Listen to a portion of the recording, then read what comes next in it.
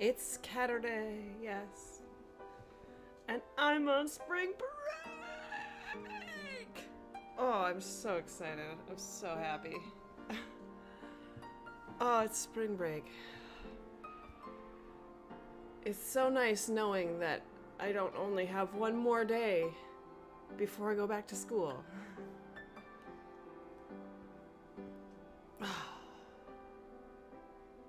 Spring break.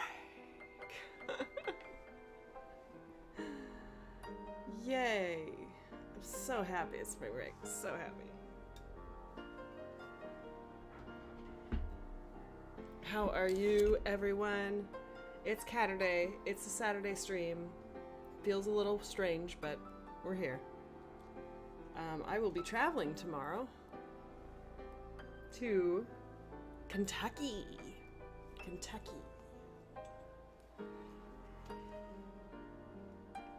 Good old KY. I maybe shouldn't say that.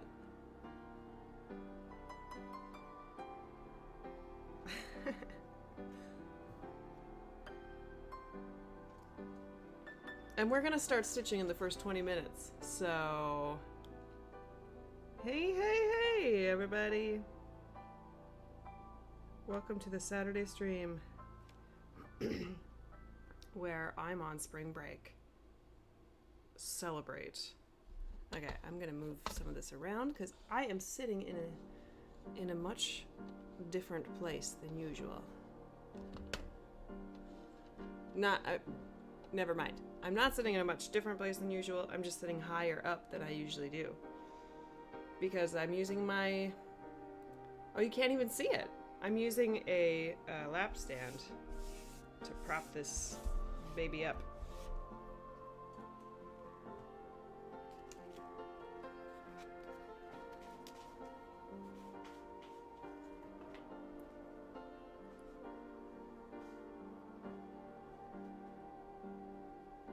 And I'm gonna bump the camera, I can already tell. Good old what now? True. I mean, what now means stitching. What now? Lots of stitching. Did y'all see that Darcy has a new pattern? I'm gonna need my designer friends, like my favorite designers, to just cool it for a little while, because I have way too many patterns, like, and I have stuff that I need to start. But I'm actually kidding, don't cool it. Keep it coming. I started stitching on this yesterday, and I stitched I stitched my X's the wrong way. Because it's been a while since I've worked on this, and it's one of the only ones that I switched which way I crossed my X's. I think I forgot on these. Hang on.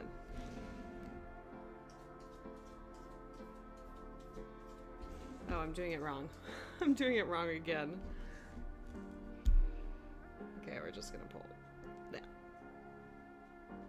Yeah. Yeah, I forgot again which way my X's are going.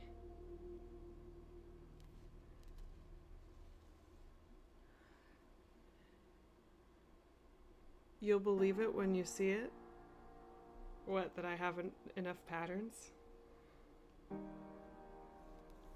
I mean, it's really cool to, like, watch people. Like, okay, so rewind maybe like 4 months. Rewind to 4 months ago, Kaylee, where she was like, look at all these people, they say that they just like are collecting patterns for sport, and they're, that's a hobby in itself, and they just don't have any self-control. Like, come on, just don't buy stuff that you're not going to use. Oh, hey, I guess I stitched one and then I unstitched it. Susie might want to be up on my lap, and I might have to pick her up because I don't think she can jump this high. See, I'm stitching. I do have to eat my breakfast, but here you go.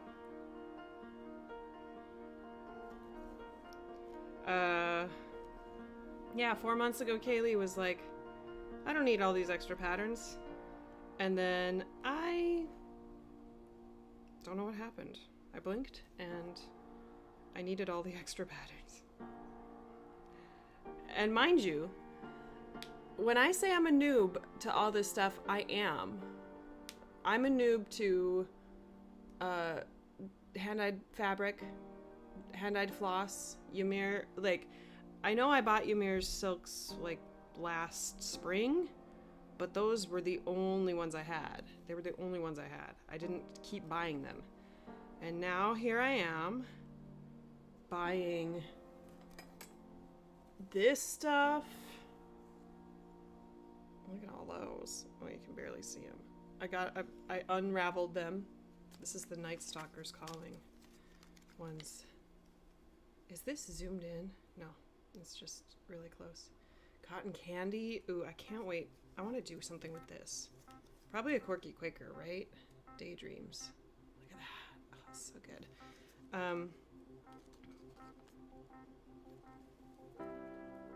And I bought like 30 Tudor silks on top of the 10 that Karen gave me. So I have a lot of, I'm starting.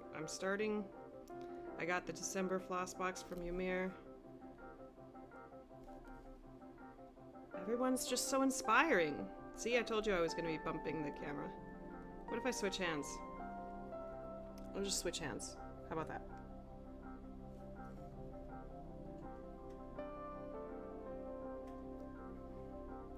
I'm very inspired by this music. I chose cinematic. And it's like we're on break. Listen to the cinema of it. And then when I started buying flosses, I was like, I need patterns. I need patterns to stitch. And then I started buying Michelle Bendy and ink circles. That was a very impulse buy. So you know how if you've been on this journey before, then I'm talking to you. You know how you like go to their website, you find their freebies, and you're like, oh, these are so good. And then you're like, I need to support this person because they're so good. And then you just buy some more patterns. And I did that with Modern Folk, because I bought the stitch along, and then I was like, oh, I need more of Jacob's patterns. And then Darcy comes out with something, and you're like, oh, I need to support my friend. And I don't even care if I don't stitch the pattern. I want to support my friend. And then you start finding people that are stitching the same things that you are, and have the same interests you are, and like have the same giddiness about the same patterns that you do. Okay, this part is weird. This part of the song is weird, but so yeah, lots of things to be had. So I am a noob. Like my floss stash is not enormous. My fabric stash is even less. Like I have a lot of white Aida and white 40 count even weave, but that's about it. Like I have a couple pieces of hand dyed. Like I have a neutral, and then I just bought my first, really crazy colors, which I guess I need to show in my floss tube, because I think those arrived after my last one. My floss tube is coming probably next week sometime. I need to record a new theme song.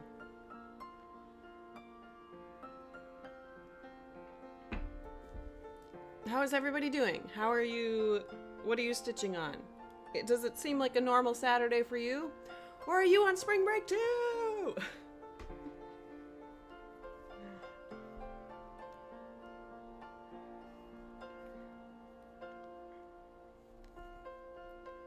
It's really nice though. I am starting to feel like the kids trust, you know, that I'm there to help them learn about music, and I'm there to, well, I guess first of all, I'm there to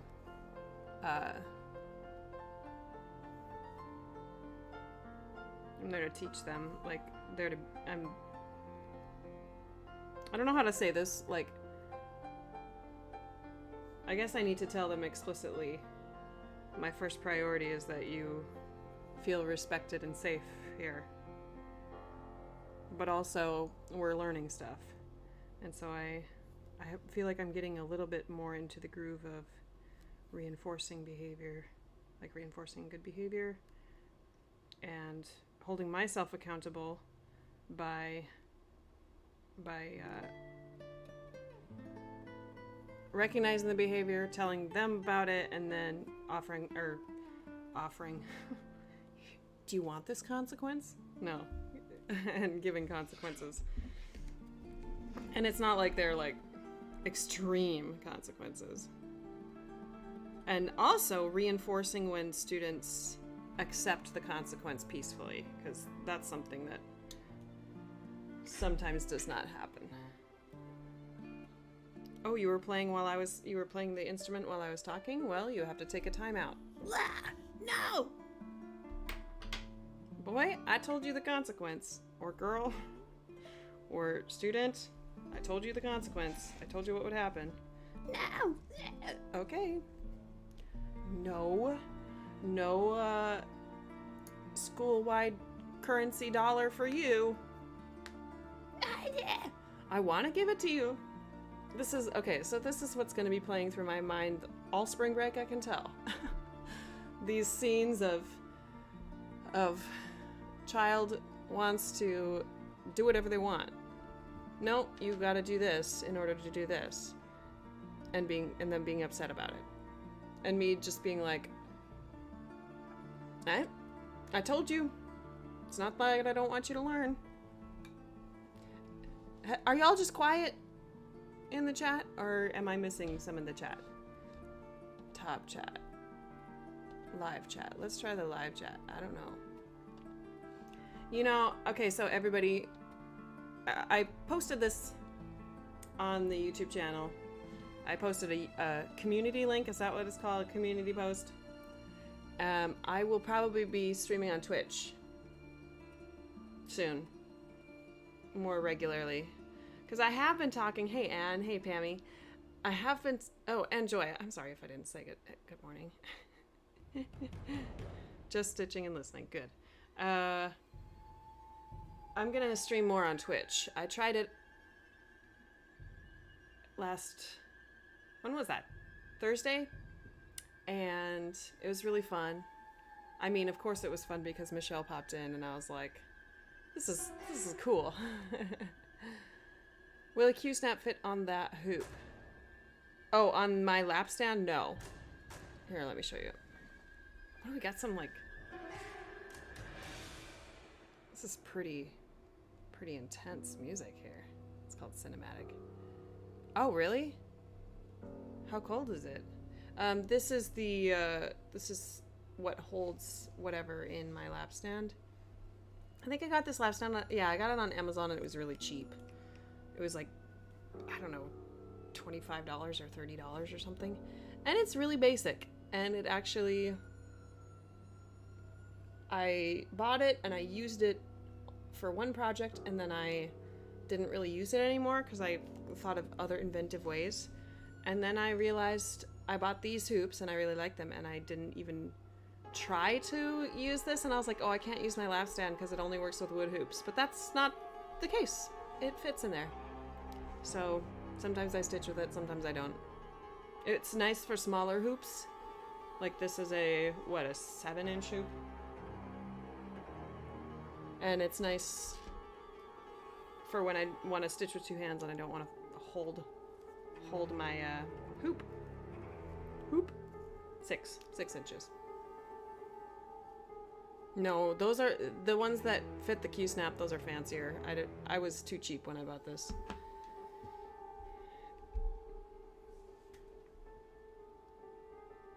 What color? That color. Where did I put it?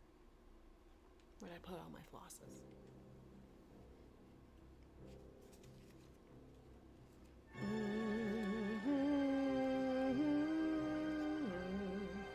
Did I move that to a different project? 470?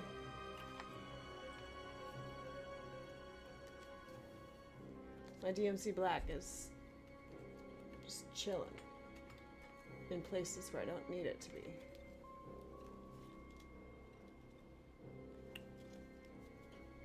Where did I put that? Is it with New Mexico? See, this is the problem that I have with oh, there it is. This is the problem I have with having multiple projects and using floss rings. Is that my DMC, I don't like to have more than one skein at a time of one color. I just like don't like the idea. Maybe now that I have floss straps, it's not as bad. Like I hated the thought of having 2 bobbins. But now that I have floss straps,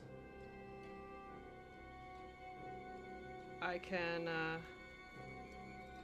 separate and put a couple strands on one project. I don't know what the frick is going on with my floss ring here. Okay.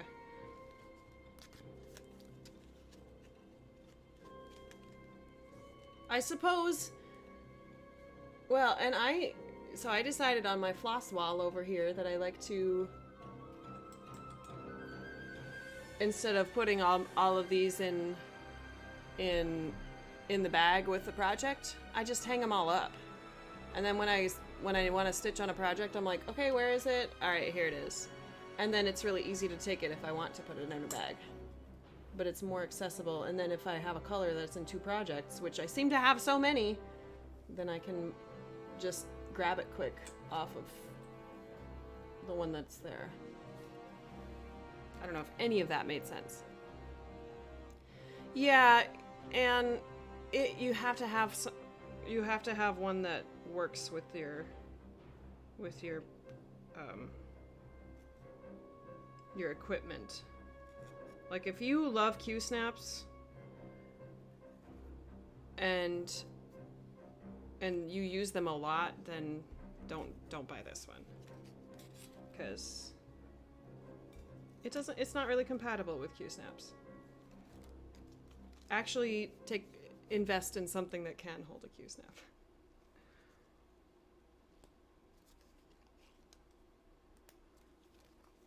If you're going to invest in something. Whoops. Bonk. Susie, where'd you go?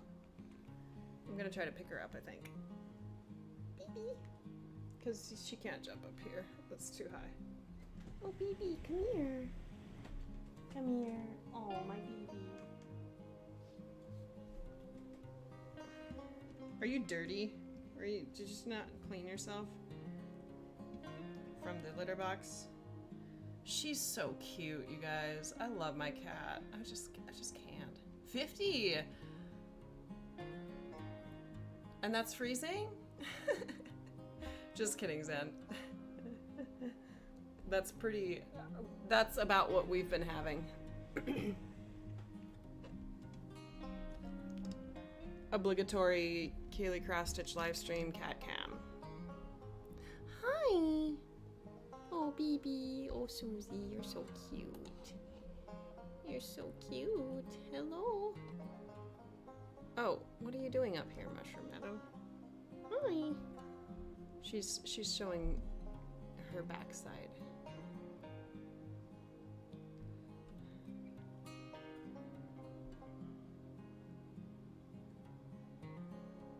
Yeah. Yeah, Karen, that's like,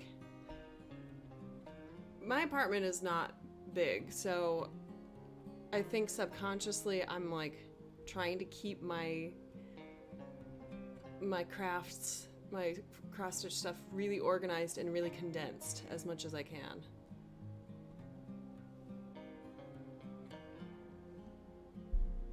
Now the digital stuff, I mean the digital stuff is organized, but I'm like, I can buy as many as I want because they're digital. They're digitally stored. I did, are you okay? What did I just do? I don't know what I just did. She just jumped though. I did, hang a few more things up. So I put these hooks and I hung my small paper samplers on there because the bags have holes, so I can hang those. And I put my whip wall is behind my flosses. So these are all my whips on sticky notes and then possible new starts. But then I have all these patterns. I want to stitch one of these. I'm just so distracted. These are all like little farm smalls. And I need to stitch these. I think, or this pattern. I want to do this kind of small. I might do it on 32 count. Maybe 40, I don't know. But there's that. I need to start, I have so many things. I have my washi tape, my Betsy washi tape, which, okay, this is cute. I'm sending Michelle some floss straps because she, in her Patreon post, she was like, I'm out of floss straps. And I was like, I'll send you some, Susie. And I bought this because it reminds me of Betsy, because it has Heavens to Betsy on it. But it also says, hey y'all, Michelle G here, Bendy Stitchy. And so I use that to send the floss straps. Hi, BB. Hey, y'all. It's supposed to be summer? Well, then I suppose that's pretty cold for summer.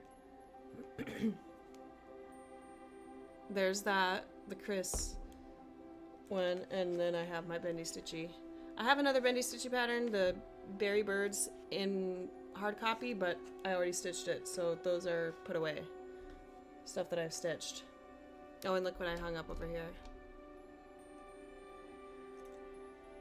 I need to get a chain, but here's my little lovebirds. Little lovebirds. Yeah. I mean, I have this thing over here, this like little clothesline that's meant for photos. Can you see that? But I think I might just hang cross-stitch stuff on it. Like smalls and stuff. Because that's cute, right? Okay. Back to stitching. Because we have a cat. We have a cat. She's not quite relaxed yet. She hasn't quite chilled out. Wow, wow, wow. There we go, baby. Oh, are you happy? Should I squeeze your tail in between this? How are we gonna do this, baby? Oh, she's so cute. She's so happy. Ugh, not if I move around a whole bunch, though.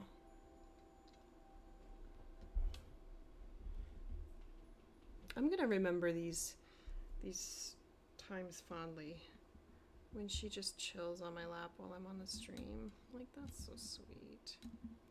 Oh, sweet baby. I love that. I love you. I love you, baby. I stayed up late last night and she stayed up late with me, falling asleep. She didn't stay up, she was falling asleep, but she was on my lap. It was so cute. Cute baby. Can you see her? No, you can't. Oh well. You've seen her a lot on stream, right? I have a cat on my lap.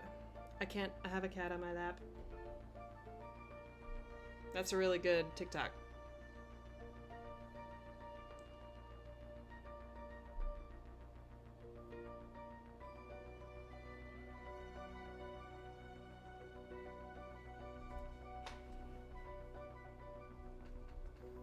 Okay, I'm gonna have to like really focus on getting in the right spot here because I don't want to disturb my cat.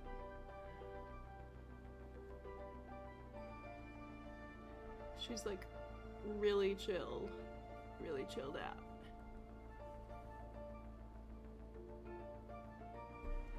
So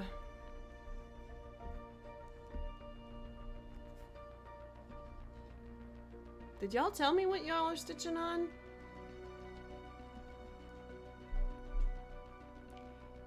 How's your new start, Karen?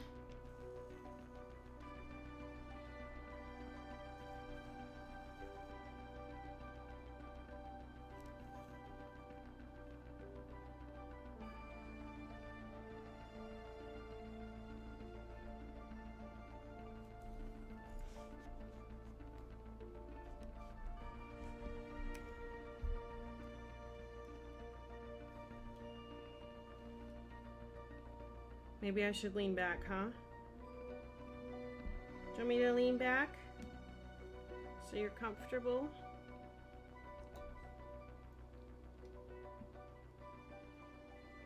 We can lean back. She's looking at me like, Mommy. Okay, hang on. We're leaning back because Cat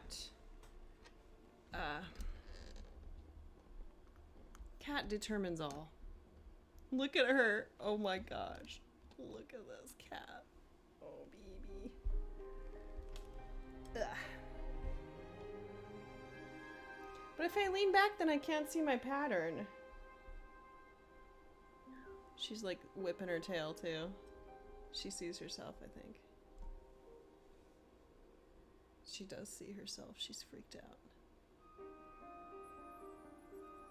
Who is that? Who is that? It's you.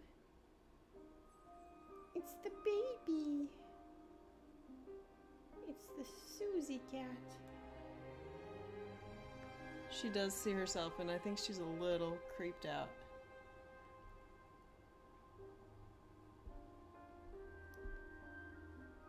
Oh, good. Peace house. Rabbits are really in, aren't they? Like Betsy is stitching those bunnies. And the cottage, what is it? Cottage garden cottage country cottage needleworks?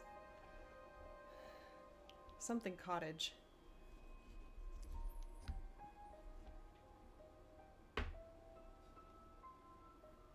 This is some interesting music. We got some good stuff today. It's okay, baby. It's okay.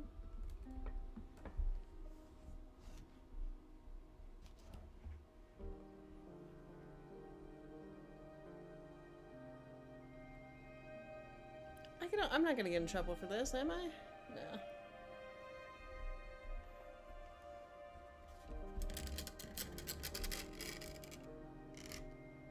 See, I just, we adjust the stream for the cat content. Really what we should do is call this Kaylee Cat Stitch.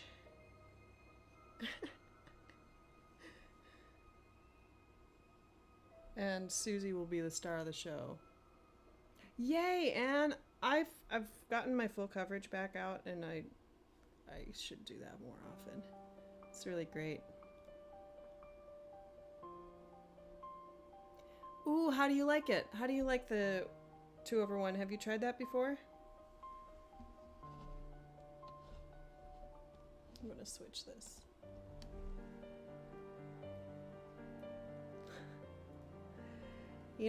Today I actually made an effort to set up the stream and make it look nice, like, so that you could see me and that you could see my stitching. And then the cat.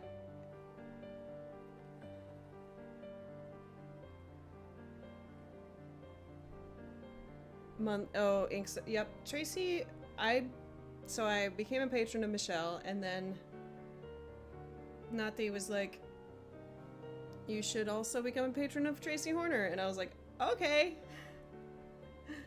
And yeah, I love her patterns. I've never stitched one, but I will be starting one soon. Thank you, Julie. 32 count, you can use DMC over 1. Yeah, I really like 10 stitch. I only have one started on 25, and I think I'm not gonna do. I think I'm gonna UFO it. Okay, I've manifested that. I've said that a few times already, which means that I'm gonna UFO it. And I don't know if I'll start it again, but there are other things I want to stitch, and if I were to start it again, I would do it on 40. Yeah, this is 32 count, and this is perfect for 1 over 1 full cross. I mean, it's a little bulky, but I like it because it's as tiny as it can be with 1 over 1 full cross with DMC. And then with on my 40 count, I've done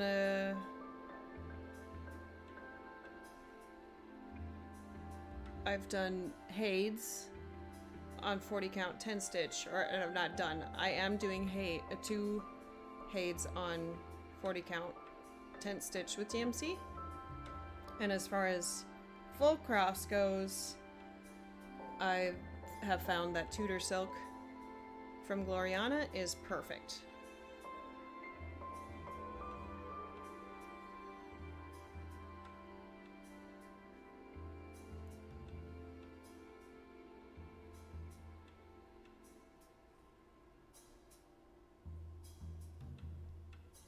Hey, Teresa.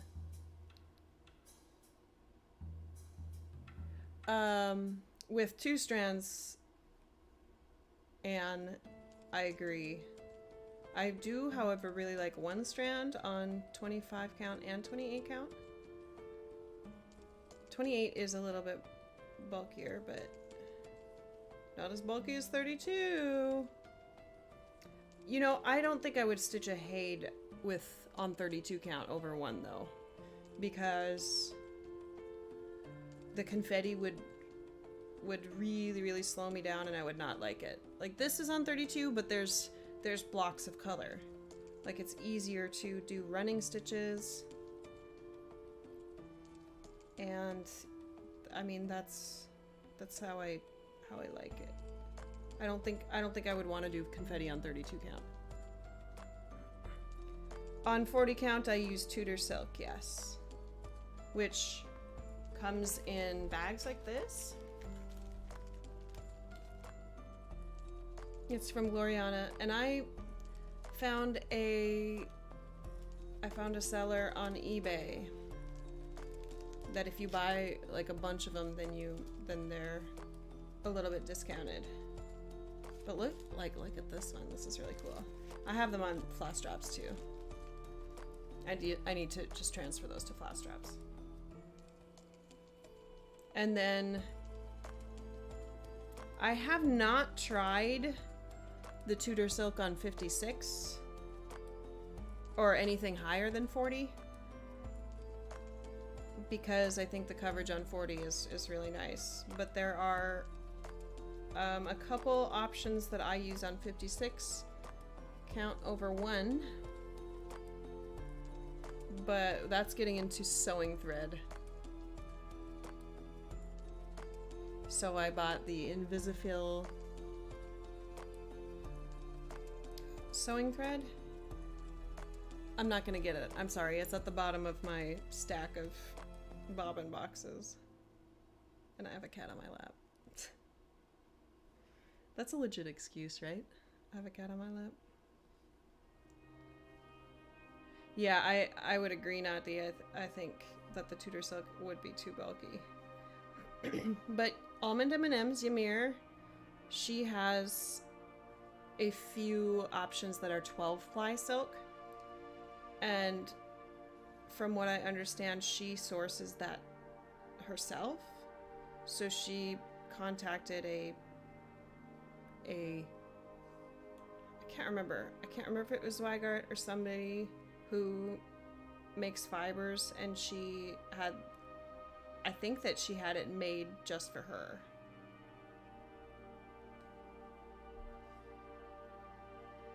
There are probably other dyers that have fine silk like that. I mean, there are.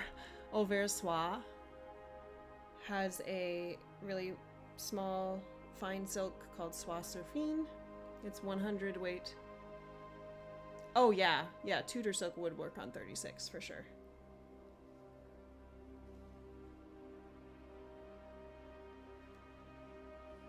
I have, you know what? I don't know if I have any 36 count fabric, linen or even weave. That's kind of shocking. I think because I figured out that I love 40 count so much. Oh, Julie, you'll like it. I think. I mean, I really like. This is what happens to me. I try it, and then I start like multiple projects on that fabric count. So I can't remember what I first tried on 32 count. Oh, you know what? It was Modern Folk Embroidery Stitch Along 2022, and I was like, oh, this is so good. And then I started this project on 32 count, and I've definitely worked on this more than I have on that.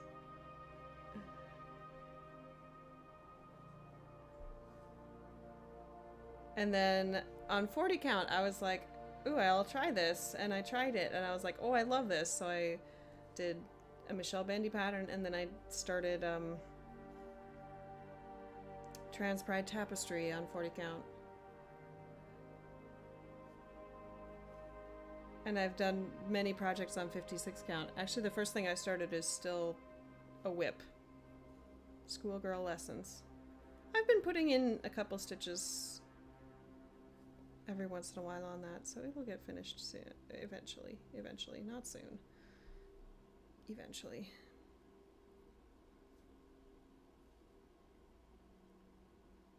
This music is creepy. Nice, Zan. Ooh, that's gonna be good. Are you doing it tent stitch or full cross?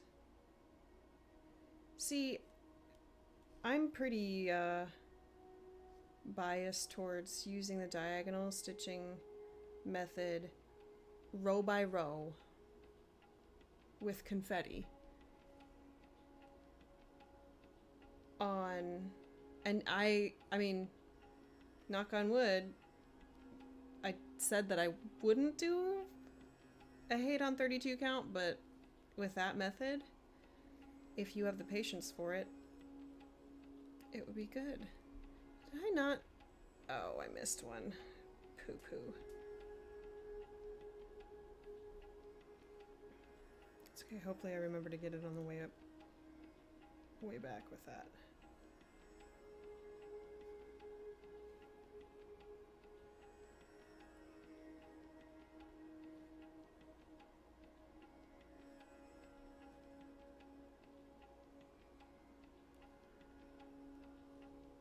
Ooh, yeah. Oops.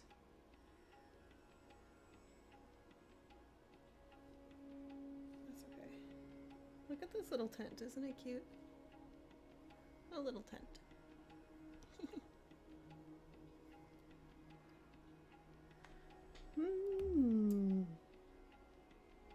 Sorry, I just bonked my headphones on my microphone. Bonk. That's what I call Susie, because she does the little thing where, like, you put your hand out and she, like, bumps it with her head. It's so cute. She's a bonky baby. Bonky girl. Bonky baby. I like how I treat my cat like a baby, but she's a senior cat. I just love her so much. She's just such a sweet kitty.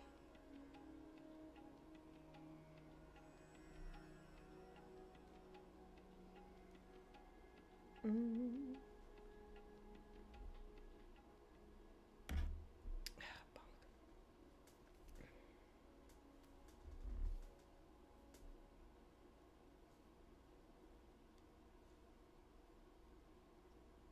Nope.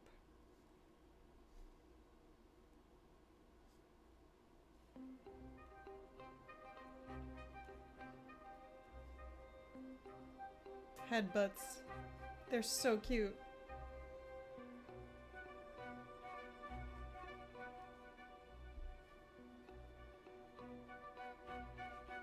It was a momentous day the other day. Was that last night? Susie usually tries to bite you if you touch her belly. And because I don't respect boundaries, my cat's boundaries, I was like patting her on her back and she was loving it. And then I kind of do this thing where like I touch her so much on her body that she feels a little frozen. Like she freezes up a little bit. If she's standing and I touch like her shoulders, like the sides of her shoulders, then she like kind of like scrunches down. And she doesn't try to bite me, but I think she feels trapped. But I was doing that and then I touched her belly and she didn't even do anything. Like she didn't try to bite me. Or she didn't bite me. She usually does, but she didn't. She seemed to be happy. Like her body language was like positive and I was like, is my cat like this? I hope so.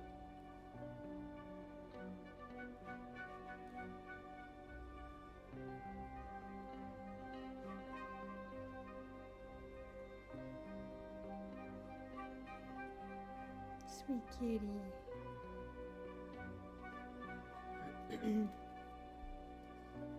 So,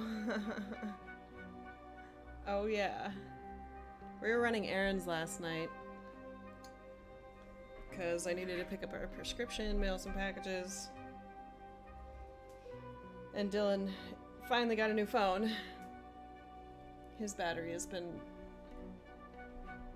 bad. He's had it for 3 years. Almost 4. Well, 3.5, I guess.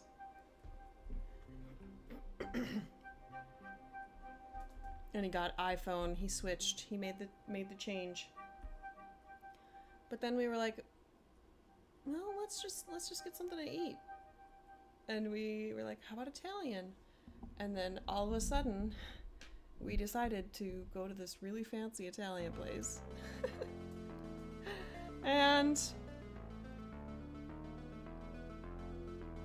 I'm just gonna talk about my experience and the funny things that I thought about it. Because it was pretty fancy. So we were like, should we get pizza? No. Oh, let's do like something fancy. These colors are definitely different. Look at those two different 470s.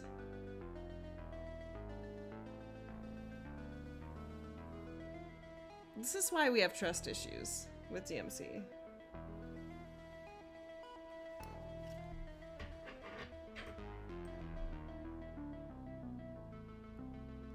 Also why I don't care about dye lots.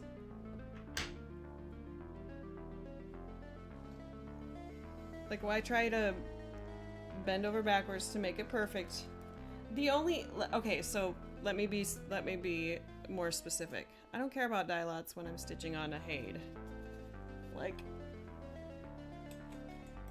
on a full coverage pattern. I'm just like, whatever. Y'all, the process is imperfect and I'm fine with that. So I shouldn't try to be perfect with an imperfect process.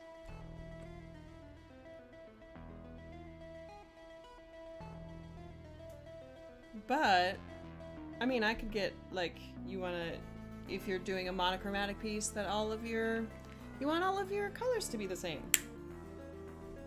All of your color, which is fine. Like, I get that. And I would probably do that too, but I'm not gonna bend over backwards for it.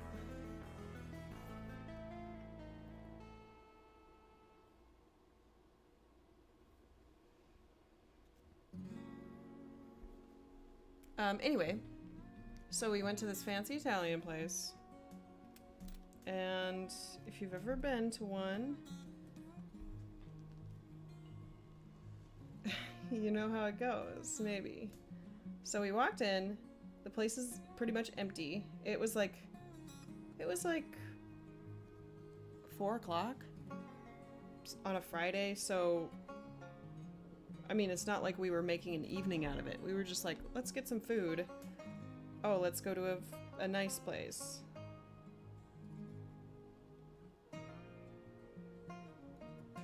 See, here's where I know that, like, I wouldn't really want to do confetti on this. Because I left one ninja stitch by itself. And it's taken me a long time to stitch it. And I don't want to take a long time to stitch. I just want to be stitching. So anyway, we walked in. It was pretty empty in the restaurant. And they were like, hey, 2? And we were like, yeah. And they were like, do you have a reservation? We were like, no. And then in this empty restaurant, the hostess was like, it'll be just a moment. And then like 4 people communicated about where they were gonna seat us. I was like, wow.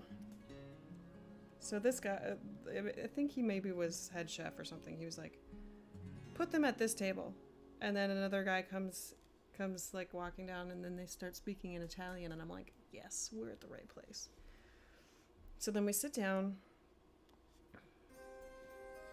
and of course, you know, there's the water glass, there's the wine glass, and they're like, here are your menus, and here's, hey, Vanessa, and here's the wine list. I look at the wine list, and I'm like, why would I pay $13 for a glass of wine when I can pay $7 for a whole bottle? I'm pretty cheap. And it was early. Like, we weren't making an evening out of it. I have done that, where I really indulge and I go all out, and we get wine, we get multiple appetizers. So then our server comes, and he's like,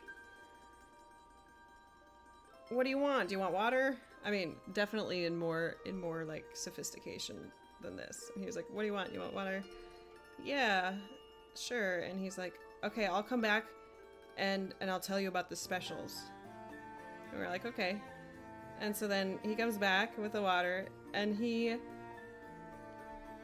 starts to tell us about the specials, and oh my goodness, it's like a 4-minute spiel about the specials.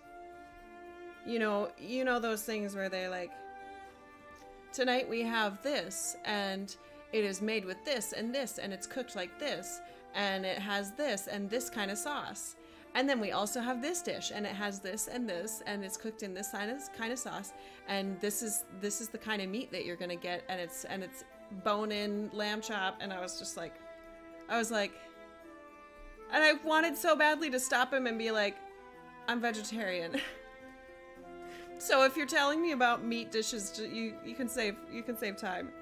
But then I was like, you know what? He probably has.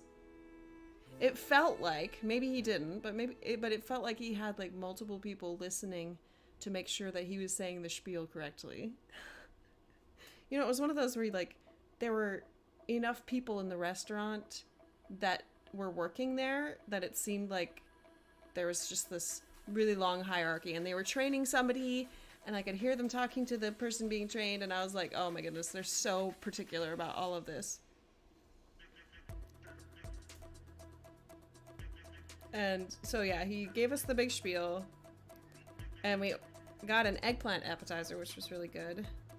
And everything was just like, you could tell that it was that it was meticulously thought out and executed really well. So we got some really good dishes, some really good sauce.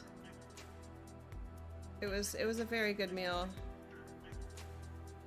but it was expensive.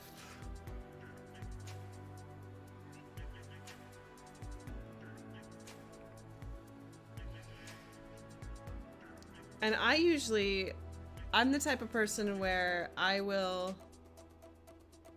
clean up as much as I can after myself. Like I'll stack the plates, or I'll gather all the garbage and make sure it's all on one plate, or, you know, scooch everything to the edge of the table so it makes it easier for the busser. And Dylan was about to put his oil plate that we dipped our bread in, which the olive oil was like amazing. We were like, oh, this is what olive oil actually tastes like, not just like fatty flavor. But he was about to put that on the plate that one of the entrees was on, and it had this butter sauce on it. And I was like, don't. Don't put an oily plate on an oily plate. Because they seem really particular.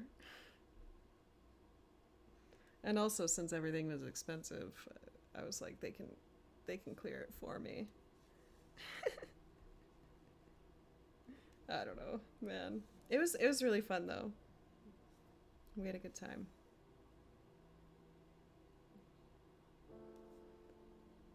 Wow. We listened to this one the last stream, I think. Hey, Julia. First time, yay. Glad to have you. I did have my stream professionally set up, or more organized than this, but I have a cat in my lap. She's sleepy. She's so cute. Look at my cat. This is what it's like, Julia. I stitch sometimes, and then I gush about my cat. So that's what you get. Oh, one more thing that made me, like, not like uncomfortable, but I was just like, why? Their menus, they had a sticker. It seemed like they were like just printed or something, because it had a sticker, you know, like in the mail when it's like a promotion and they put those stickers and you just open it up and it's a magazine or something. They had that on their menu. So I had to literally break a seal on the menu to see what was on the menu. And I was like, am I paying extra for this? So that they can replace these dots every time somebody uses the menu? Or do they like reprint the menus, or what's going on here? And I tried to like peel it and it was impossible. And I was like, okay, I guess I meant to they raised the price on the entrees $1 so they can afford the stickers. I'm just kidding. I'm just kidding.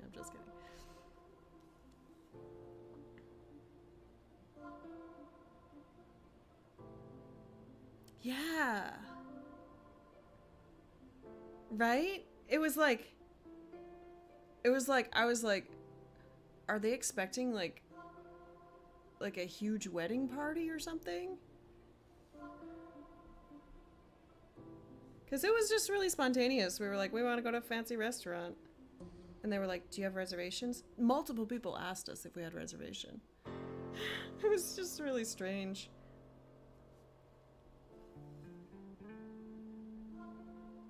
And as soon as that happened, I was like, oh, I'm still like in my comfortable Friday work clothes. My husband has sandals on. I mean, who cares? Who cares? But oh, yeah, but nobody's wearing masks. The staff were not wearing masks. So I don't know if they just kept that and they were like, oh, wouldn't it be nice if we gave a fresh menu to each customer? I don't know.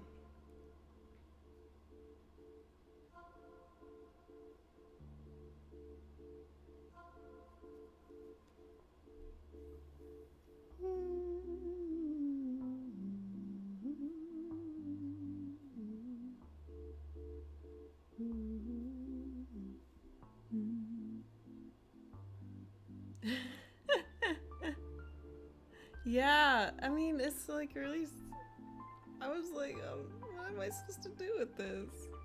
I was supposed to break the seal? Like, what?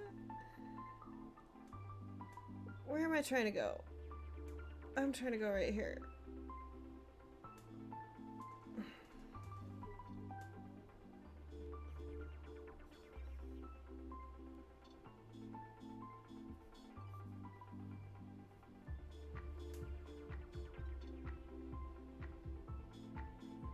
Yeah. Oh, weird. Yeah, the Italian place we went to last night had that brick outside, and then the inside was similar. They had these giant screens that were it was like a montage of Italy. So I felt like I was in Italy.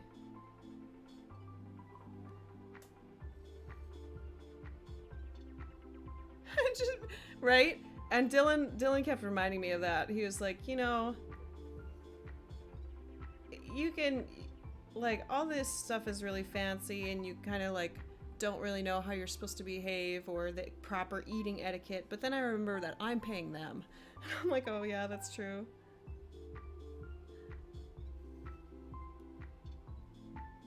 That's funny.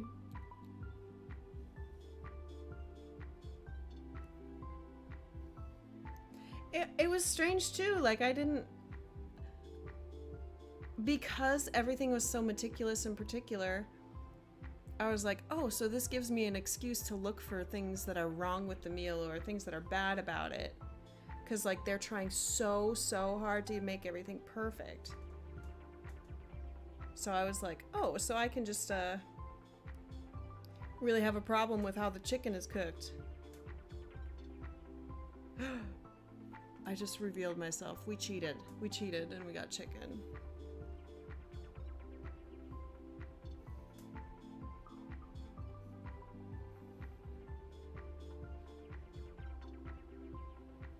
Yeah, we got chicken. Sorry. It was really good.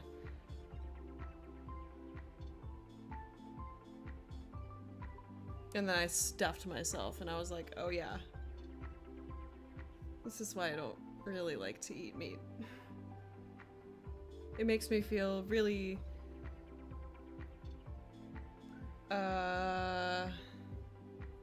sluggish.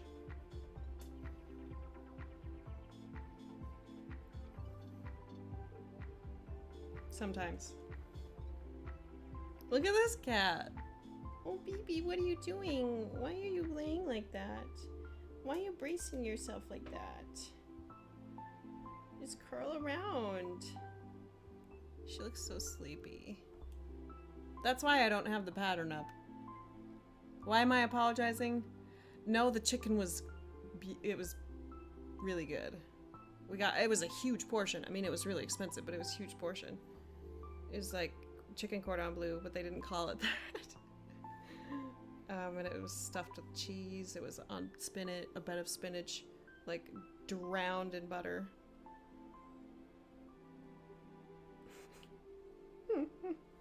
I'm apologizing because there are some vegetarian and vegan people who are just like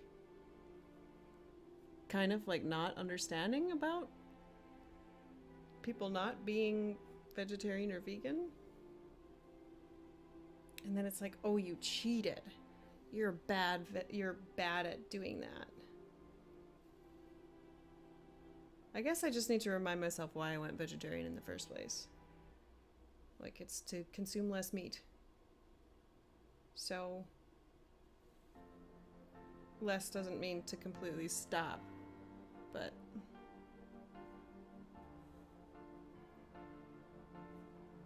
I mean, I am pretty disciplined about it. Or we are. Dylan is. So therefore I am.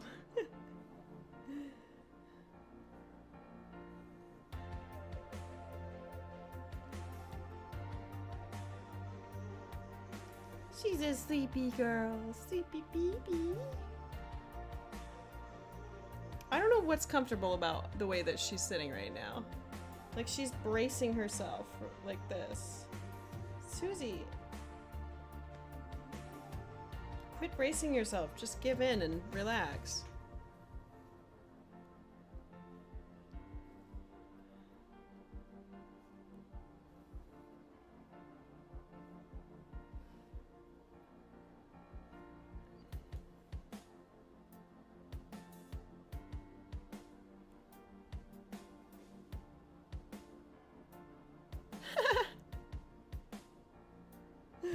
That's funny, Julia. Yeah, I feel like depending on where you live, that's what you think vegetarianism is like. It's like, oh, so especially if you're used to, so I'm from North Dakota and there's not really that many stores where you can buy fresh vegetables, and it's not super common to find a bunch of different kinds of lentils. Like I tried to find red lentils in a store in Iowa, and I could not. Like, yeah, it is okay. Especially if it's not like affecting your health to have a cheat day. But there have been times when we went to New York, we had a pastrami sandwich, and it was really good. The pastrami was really good, but then afterwards I just felt like a slug. I like was slow. I was tired, and I was like, okay. Is this how I used to feel all the time because I used to eat meat a lot, like every day? So in the Midwest, like the ingredients are not as available. So in California, it was really easy to go vegetarian because, you know, I have 4 grocery stores within 10 minutes from my house, a 10-minute drive, where I can get all these ingredients and all these fancy cookbooks that I have. I can make the recipes because I can find the ingredients. But it's a lot different in some parts of the world where, you know, you can't ship the ingredients to them. So it's like people eat a lot of meat there, yeah, but it's kind of like there's not really many more cheap options. And vegetarianism is certainly not cheap in some places. So then when I go home and I tell people, or when people ask, you know, oh, are there any dietary things? It's like, oh, we're vegetarian. And then you start thinking about how you can make the things that you make, but vegetarian. So like beef stroganoff served over buttered noodles. How do I make that vegetarian? Well, I just have to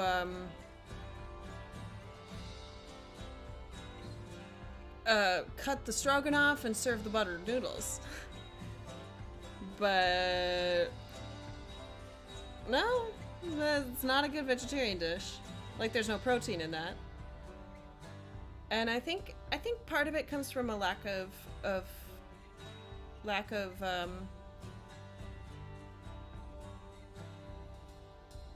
knowledge about the food. Like, I didn't really learn when I was a kid about all of the grains that have protein in them, like lentils and chickpeas and quinoa. Like, I didn't know that stuff has protein, so it's just like I learned that meat has protein, right? So a lot of people don't realize that there are many other ways to get protein. Yeah. Yeah, you don't have to. They use ingredients that are protein rich. I love Indian food, like curries and yeah, mushrooms. Yep, exactly. But then poor people in the Midwest their stroganoff, their beef stroganoff has mushrooms in it. So they would just have to leave the beef out. But it is, I've talked to my mom about this. Like, she feels stress from accommodating dietary needs. Like, I have an aunt who's vegan for a while and gluten-free. And my mom had a hard time, like, feeling as though her guest was, you know, getting fed. but it was a lot of work because it's just not something that she was used to cooking like, you know, so it stressed her out. And a lot of people, like, if they are vegan or vegetarian, they're like, don't worry about me, I will bring my own food, or I will make my own food. These are the ingredients that I want, you know? So, like, I think it's something that if you have... Oh, yeah. Well, probably not... Well, Karen, in stroganoff... See, there's lots of dishes in the Midwest that... And lots of dishes in general, that the meat is the flavor. The meat is the flavor, and you season the meat, and then that's the flavor of the dish. So, I would rather, instead of trying to substitute tofu in something that is a meat dish, I would rather just find a different dish that has the sauce as the flavor, for example, like a stir fry or a curry, and then substitute meat in that. So we have a lot of stir fry, and we just, like, we either make sauce, I'm talking like this, like I make stuff. No, I don't. Dylan, he, like, gets, like, a bag of veggies and tofu, and then either fries the tofu in a pan and then sticks it on top of the dish. Yeah. Yeah, and we're living in an age where it's getting a lot, like, plant-based options are way more available, because we're, you know, people are experimenting with it and making plant-based options. So we have burgers quite a bit. I thought that would be something that I would have to give up, being vegetarian, but there are, like, Beyond Burger is really, really good. It tastes very, very similar to meat, and it's all plant-based. Impossible, wait, no, I think we have Impossible Burgers. That's what we had, and Costco sells them for pretty reasonable in the freezer section. I don't know if they sell it in the Midwest, but I'm assuming they can because it's frozen.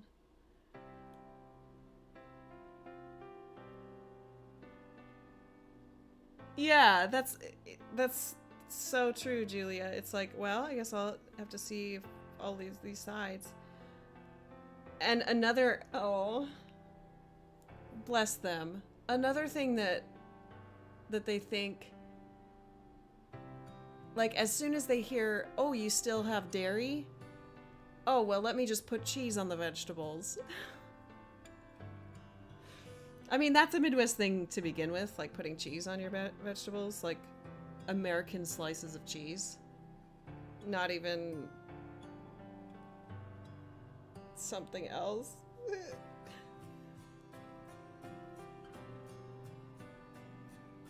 Use vegan flavored. Yeah.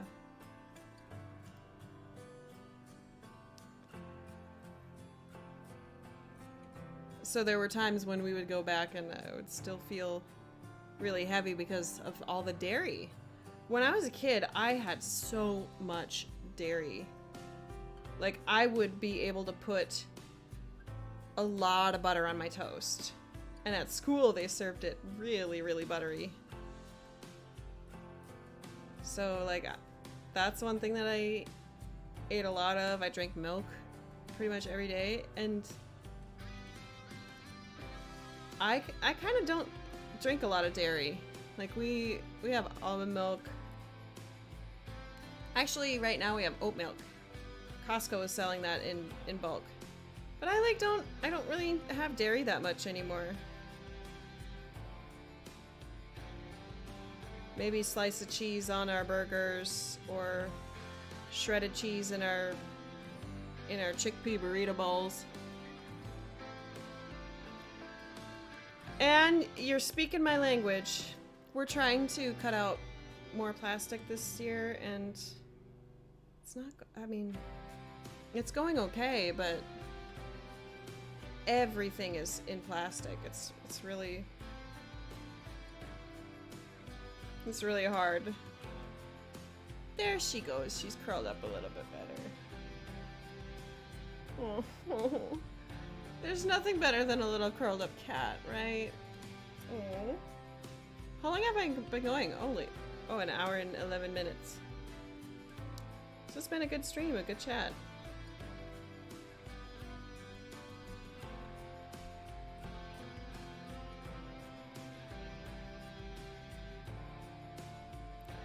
Remember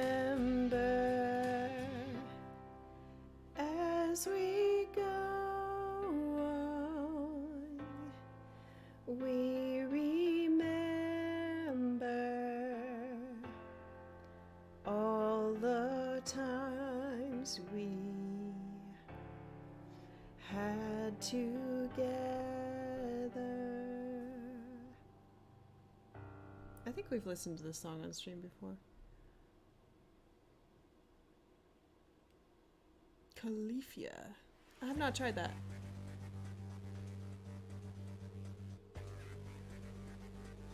Yeah, that's what we got, Patty. The case that was not in the fridge. And then it's easy to buy that bulk. Then you could just stick it in the cupboard or whatever. I don't really use creamer. We buy coffee that we can, we buy light roasts that we can just drink. I found some really good decaf too. Because I think when I drink caffeine, it keeps me up. I'm on a medication that I don't sleep as much as I used to. But I don't get tired. Like, it doesn't make me feel tired. My body is like, Kaylee, you're tired. And my brain is like, no, you can do stuff. You can do stuff now. It's 11:30 at night, but you can still do stuff. You can still be awake.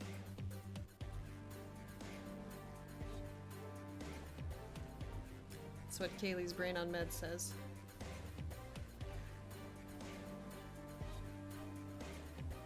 I think I'm just gonna finish out this strand. I'm not gonna park it. Park it. Oh, BB. Oh, it's so cute. When they like, can you see that? When they like lay on their feet. Yeah. It's really strange, Jennifer. I know that I'm tired, but my brain is awake. And there's probably something that the medication does that like stops your brain from telling your body that it's tired.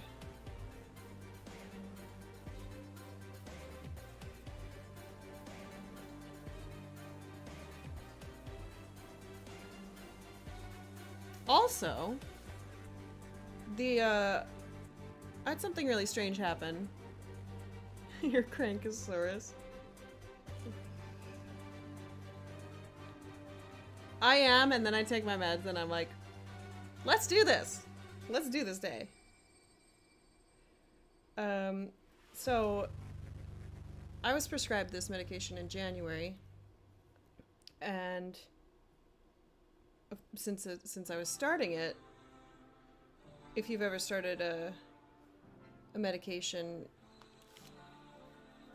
where you have to like take a small dose and then you increase it after a week.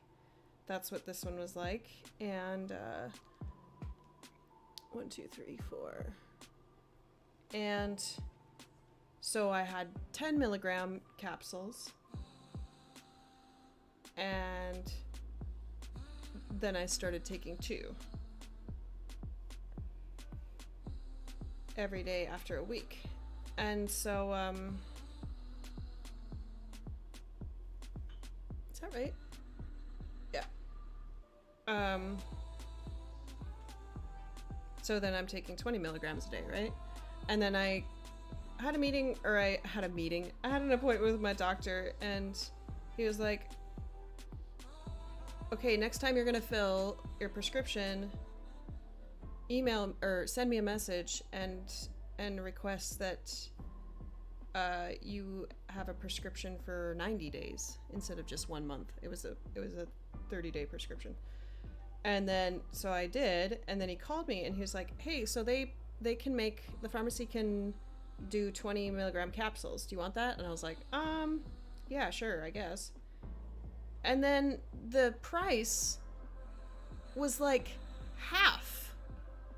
It was half of what it usually is. So I'm a noob when it comes to taking meds, so that like insurance doesn't pay for it, and I'm just like, whatever. I should really figure that out. I'm really bad at that. Whatever.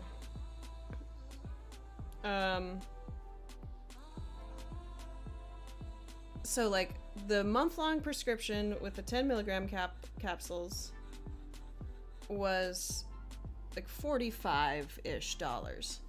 And then I get the text from the pharmacy that's like, hey, your prescription's ready for pickup. Here's your estimated copay. $65 for 3 months. And I was like, what? So I was expecting it to be like 130 or whatever.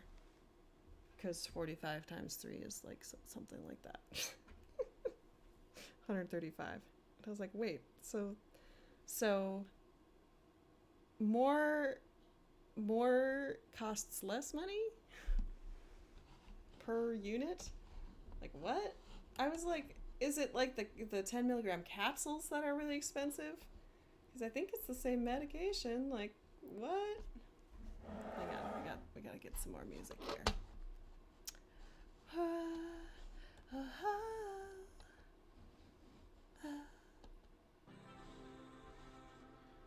Oh, we just listened to that one. There we go. Did I just show, like... I think cross-stitchers are getting better at not worrying so much if you show the pattern. Like, only part of the pattern.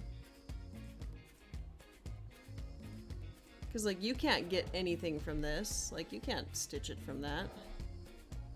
And why would you just want to stitch C? Also, you know, some designers, like, or some patterns, you could totally look at the cover photo and stitch it from that. Like, I was thinking that about some of the smalls that I'm doing. Because, like, people are choosing their own colors, their own fabrics and whatnot, so they don't really need to know, like, what the called for color is, right? And then I was like, oh, so part of this is the honor system, because I don't know who would really want to do that. Hopefully by the time you're buying from those designers, you're like, you know that you're supporting a person, not just like buying a pattern for yourself.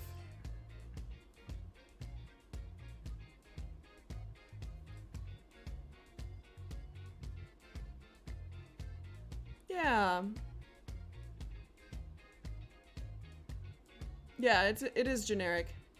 But I was getting generic in the first place.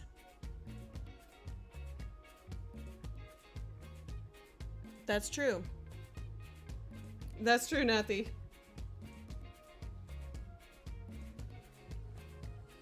Yep. Floss tube is dead. Respect for the creator, exactly. That's why, you know, that's why I'm hesitant to enter a giveaway for a Stitch and Pass. Oh my gosh! Hey, Jody!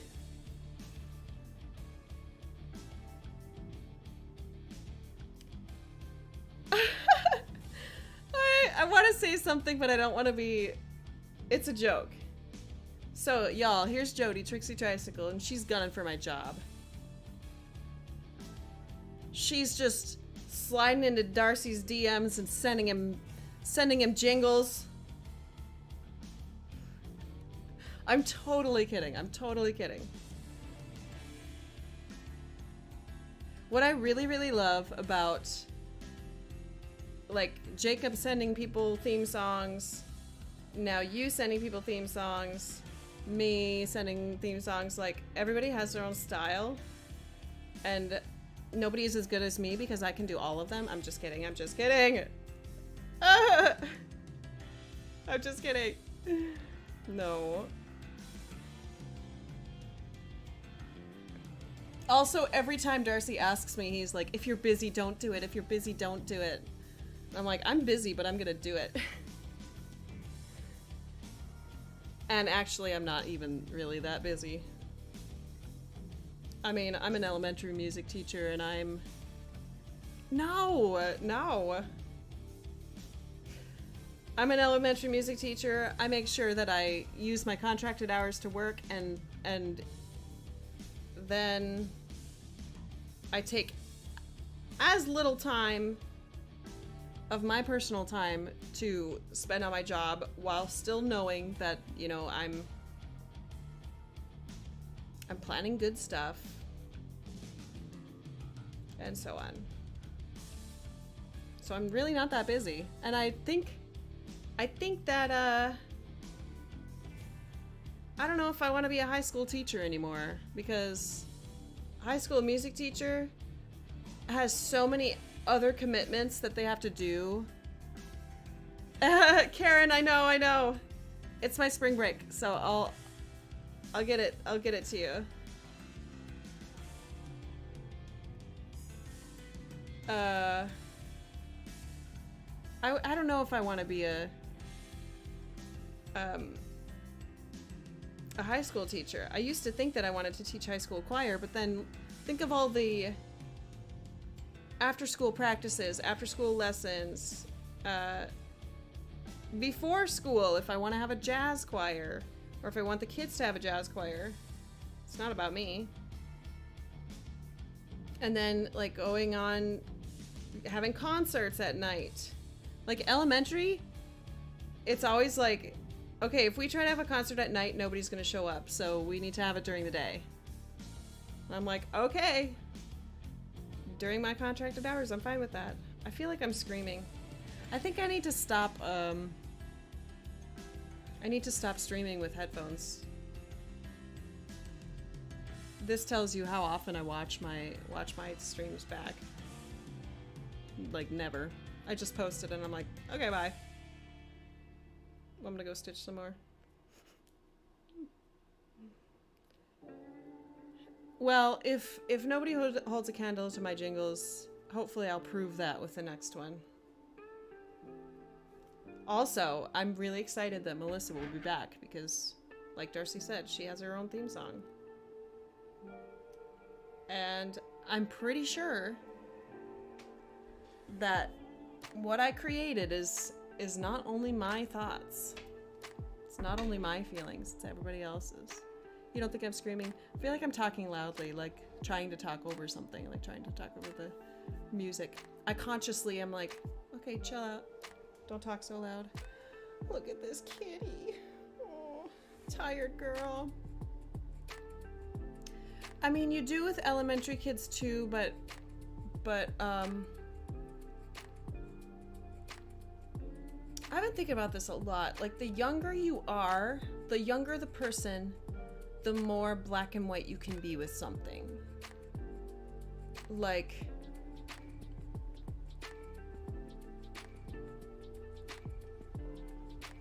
like what as they get older, it's like they don't care about the consequence, but they do care about the result of the consequence. Like, they don't want to do something, they don't want to do this assignment.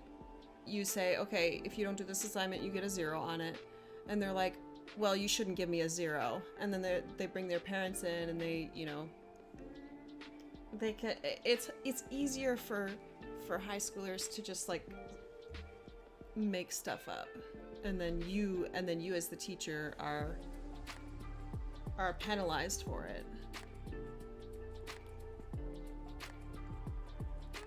Yeah, Julia. That is really fun. That is really fun.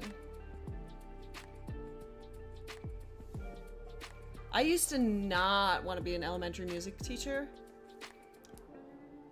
I don't know why. I think I was like, the content is too easy. Like, I don't want to be saying ta ta ti ti ta all day. And I actually really like it. Take that, past Kaylee. You were ding dong.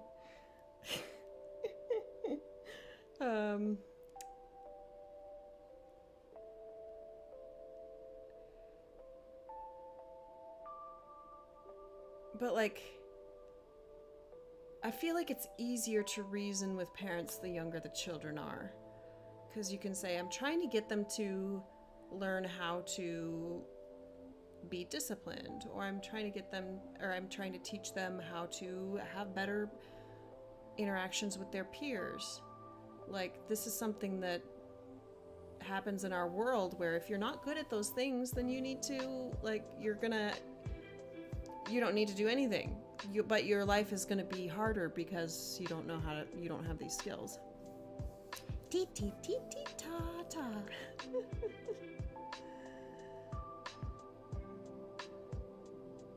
See, I wouldn't mind university, because then you can just slap consequences on people, and they have to deal with them. Like you, it's like what's really frustrating about like public school and teaching minors is that there's still, the authority still goes to the parents unless they're breaking the law in a severe way. The authority falls on the parents. But when the children become adults, like, helicopter parents in college are just like, you don't even have to deal with them. It's just really nice. Why do we do the recorder? I mean, yeah, the recorder is terrible. I haven't done recorders yet, because I've only been at my school for 2 months now, or 2.5, and I'm not gonna have time to, first of all, order them, and it's not required in my district. In fact, music is not even required in my district. In my state, it's not required. I mean, I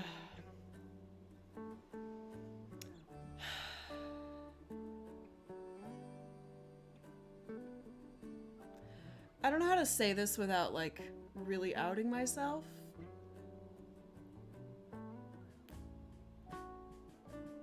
Or really, like, blowing the whistle on some things that I've seen in school.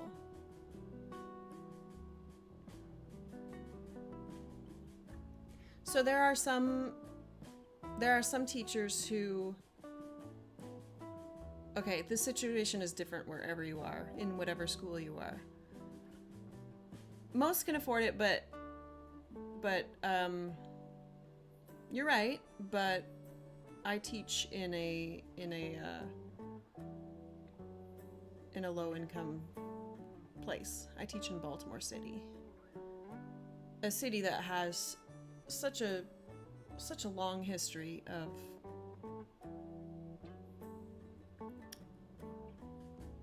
poverty and segregation and unlawful segregation, but it's still an issue. So our facilities are way down. Like, the things that the district has tried to put in place to help our children be successful are often basic needs, like free breakfast, free lunch.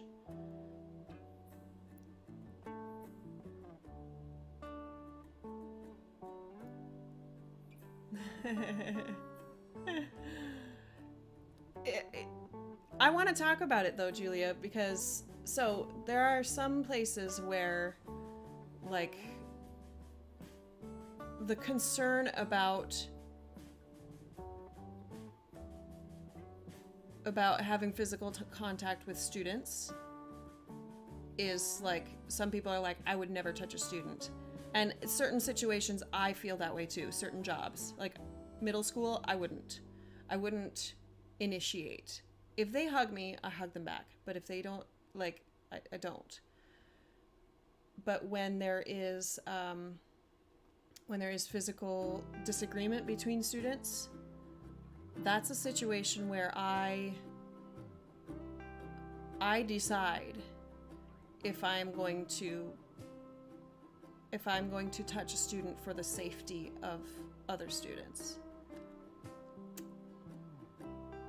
So if there's not another adult in the room and there's a child that starts touching, hitting, poking, you know, a lot of them you can just be like, keep your hands to yourself. But sometimes it becomes a defiant response. So you say, don't touch somebody, and that's exactly what they do. And then it escalates because you remind them calmly, you're not listening, you're not following directions, you're being disrespectful, and it continues, no matter how calm you are. So it's a fight or flight response from the child. Like, oh, I feel cornered, I'm gonna just keep going.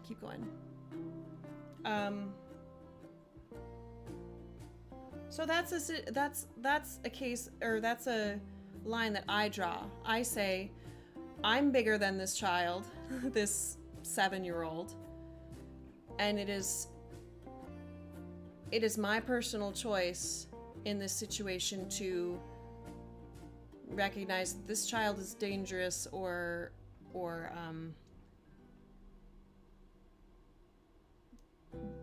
dangerous enough to other students that I'm gonna grab the child's arm or wrist, and I'm gonna hold them near me so that I know that they're not gonna go fiddle with other students and touch other students or harm other students.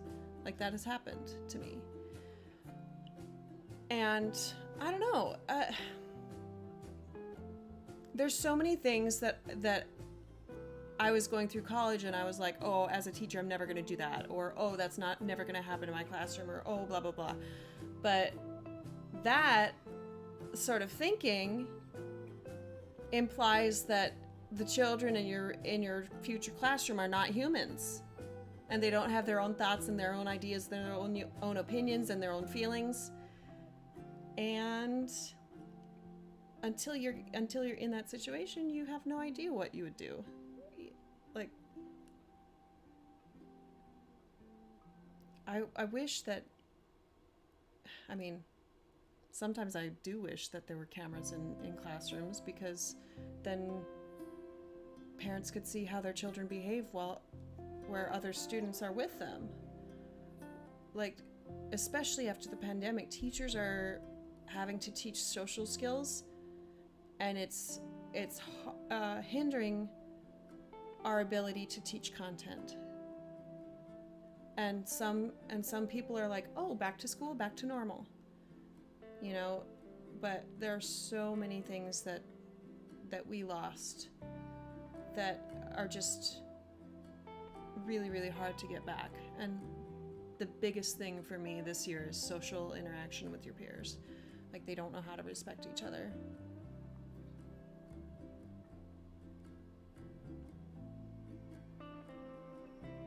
And all of this, like, I'm not, how people teach their children is not my business. Because privately, in this country, at least, we are free to do whatever we want. We are free to have any idea that we want, have any opinion that we want. The problem happens when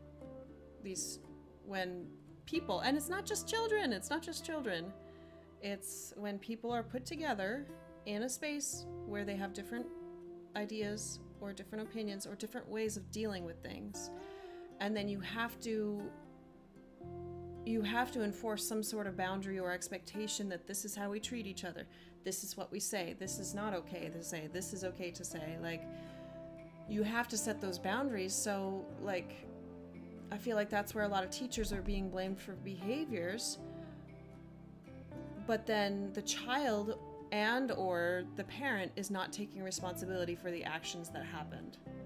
So it's just like the teachers are put in this position where they're being accused of lying, or you know, oh, my child wouldn't do that, and it's emotionally really difficult to deal with this social interaction that they've been missing for so long, and they haven't practiced it, so they don't know how to talk to each other respectfully. So yeah, it's tough.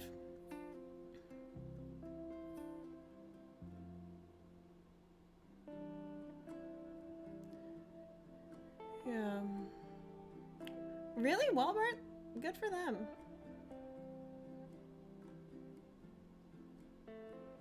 Yeah, special needs is another thing.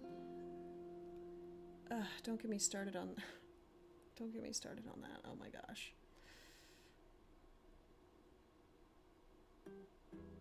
Yeah. Hemi, that's true. And that's another thing that, like, I feel like causes our political divide, is just the lack of understanding of somebody's situation.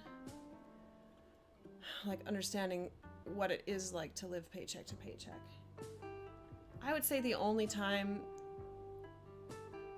that I have not had to do that, or that I've, like, felt the need to do that, was in college. But then there's loans, like, so you live beyond your means in college because, you know, you have loans, and if you're working, then but I've not had any issues buying a car. I haven't had to try very hard to get a job, and a lot of things that I have help me with those things. Like, I can go places quickly because I have a car. I can afford to put gas in my car. Like, I don't know, there's lots of things that people don't realize still are happening in this country, where people don't have what they have. And then they make assumptions and judgments about why people are poor, and it's like, you think that they can control it. It's not. They can't. A lot of times it's this cycle of you know, being so behind, and then here, like, something that I've seen people pick on people for is what they spend their money on. Like, yeah, I agree. If you don't have any money to buy a $100 pair of shoes, you shouldn't. But then, also, you might turn around, somebody like that might turn around in the same breath and be like, yeah, you need to treat yourself. So what is it? I don't know. Okay, I need to stop rambling about this. I'm gonna say stuff that I don't mean. I'm always so careful. By the way, when I was streaming on Twitch last Thursday, I felt myself being more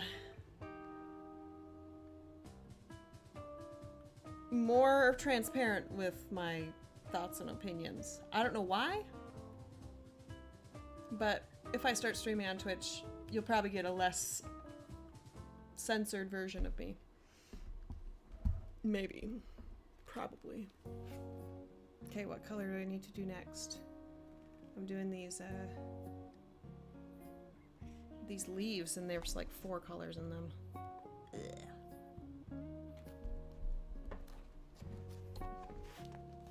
Doo-doo-doo.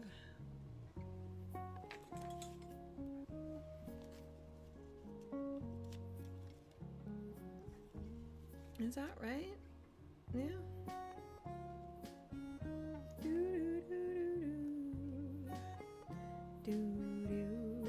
Bum bum. Da da da da da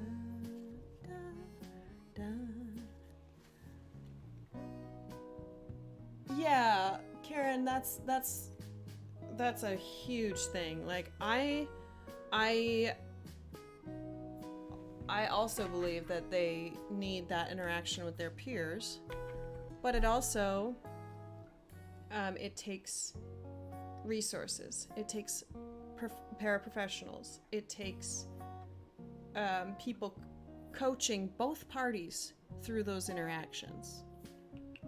So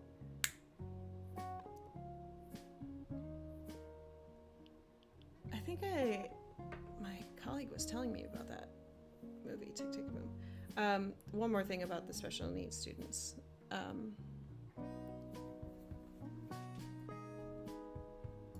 I think this is happening across the country, but there is a shortage of paras. There's a shortage of aides.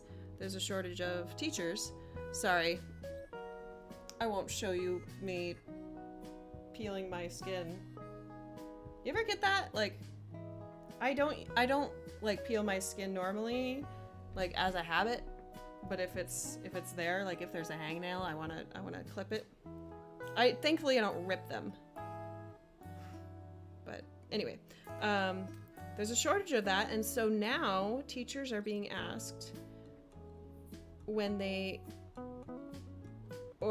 teachers are being forced into these. I'm speaking directly from experience. Teachers are being forced to try to facilitate these social interactions, teach content while you are. I mean, they're trying to do all of these things and you can't. Like at my last school,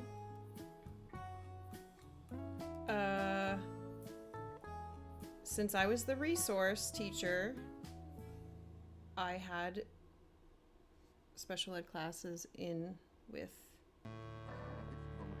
other classes. And it actually amplified their lack of social interaction. And it made the situation like 10 times worse because I did not have, there's no supports for those kids. Like there's no aides. And so I had so many things, so many situations where I was like, I can't deal with all of this. I can't. I'm one person. And I have 27 tweens, and I can't facilitate this. Like, there's too many needs. There's too many needs in this classroom for me to meet them all. I can't. It's impossible. Yeah, that's true, Karen.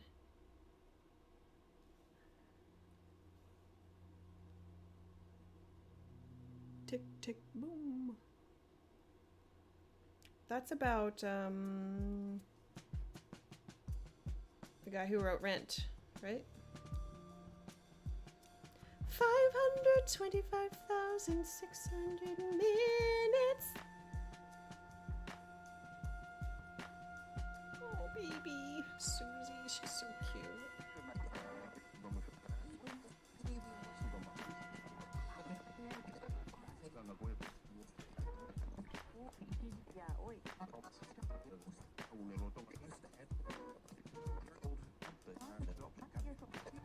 Boom, chick. Boom, boom, chick.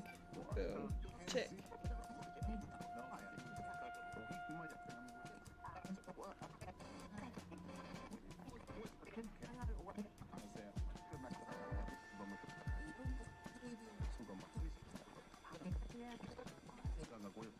Teaching middle school was really, really hard for me.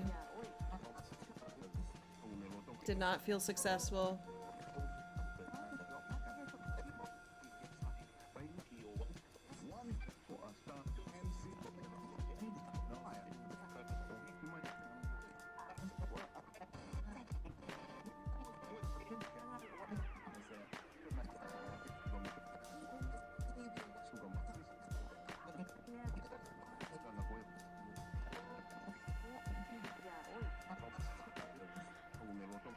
Jonathan Larson.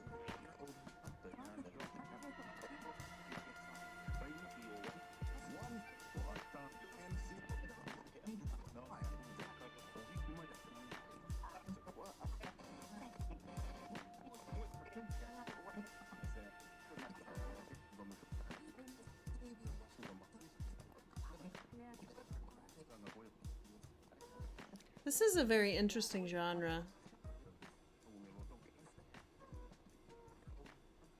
I put the genre as cinematic. We're getting all the strange songs. It's nice.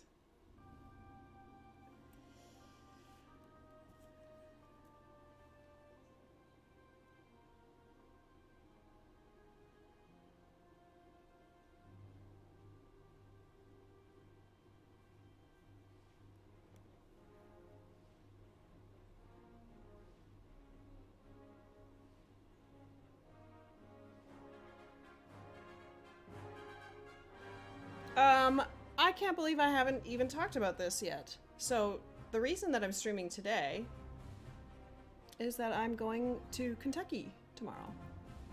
I mean, I think I mentioned that, but I am going to Kentucky because Dylan has a trumpet competition in Lexington, Kentucky. So, we're going Sunday and coming back Tuesday.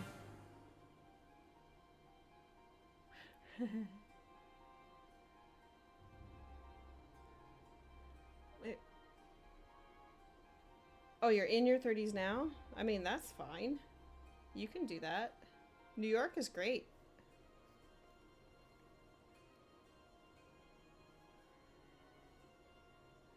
When I saw Book of Mormon, I wanted to get back into auditions, but it's a rough time. It's really hard. Yeah. Ba-da-da-da-da. So I looked up stitching shops, and this Keepsakes that I hear so much about in Cincinnati. I think it's too far. I'm not gonna go there. But I did find, so Lexington is kind of close to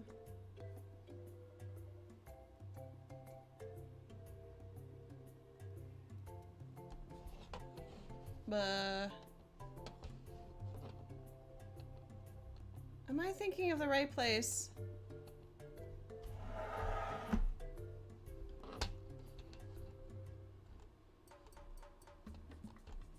Louisville. It's a little shorter drive to Louisville, and I found a stitch shop that I want to check out in Louisville. So I'm gonna drive over there. Does anybody know any stitchers in Louisville? Also, how far would it be? Oh, really far. It would be far to go see Noah in Tennessee. Steph? Who? Steph who?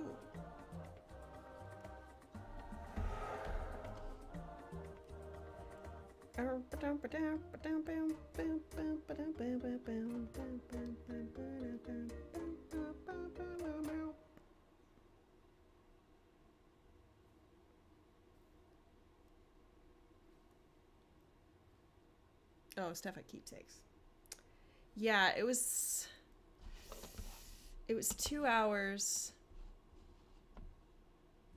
and I was like, I don't know if I want to spend 8 hours driving to or 8 hours driving to Lexington and then another 4 hours in the car to Keepsakes. I don't know.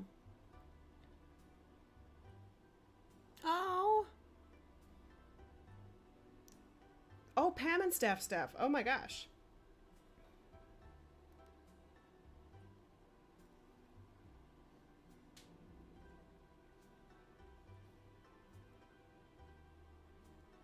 Oh no. Now y'all are gonna make me reconsider.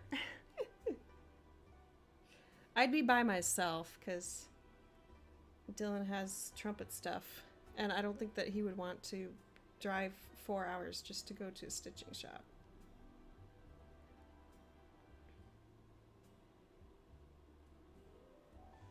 I mean, there are a lot of hours in the day.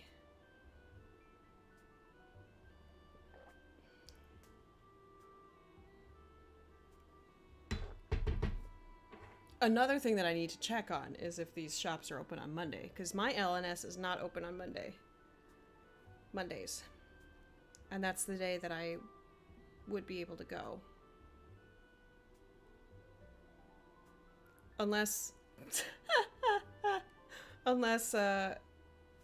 Dylan drops me off in Cincinnati and I just spend the whole time there. Just kidding. That would be out of the way. Phone, you can't do a software update right now. I'm busy.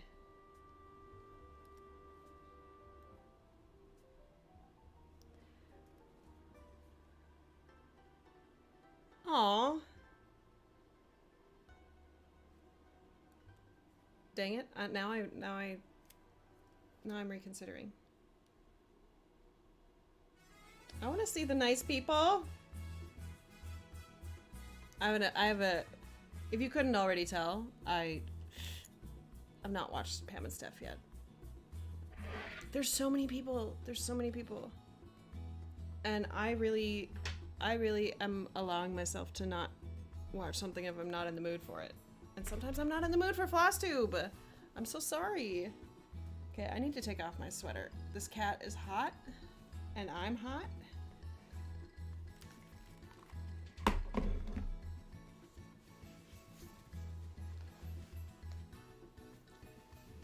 Oh, stretchy girl. Oh, baby. She's so cute when she stretches. She's like... And she quivers because she's stretching. Oh, she's so cute. Okay. Now I need to do some research. Do you want to do some research with me? Are you ready?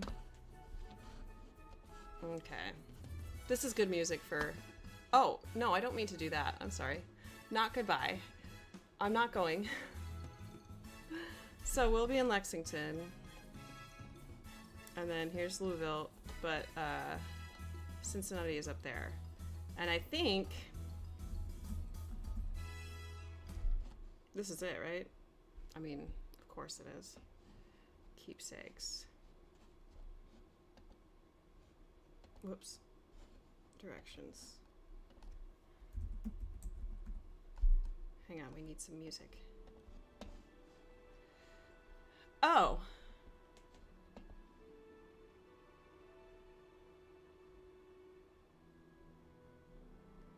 Maybe Dylan looked at it when there was traffic. Because that's not what he told me. This is not the amount of time he told me.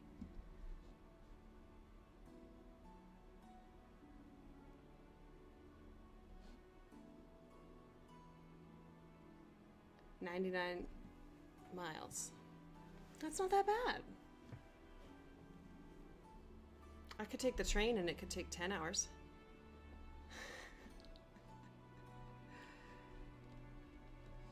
Okay.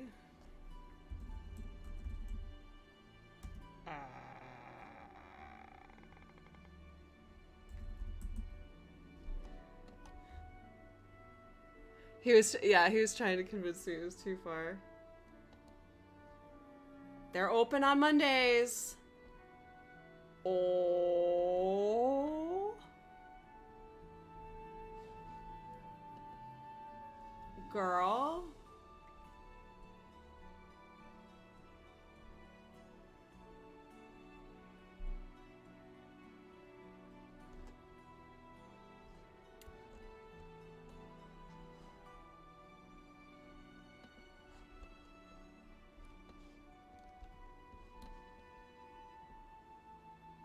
I think I'm going to Keepsakes. There's this place in Louisville too. Here, let me get a different one open.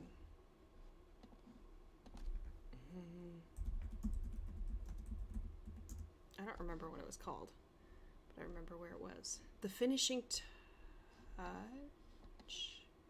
Yeah, I think that's what it was.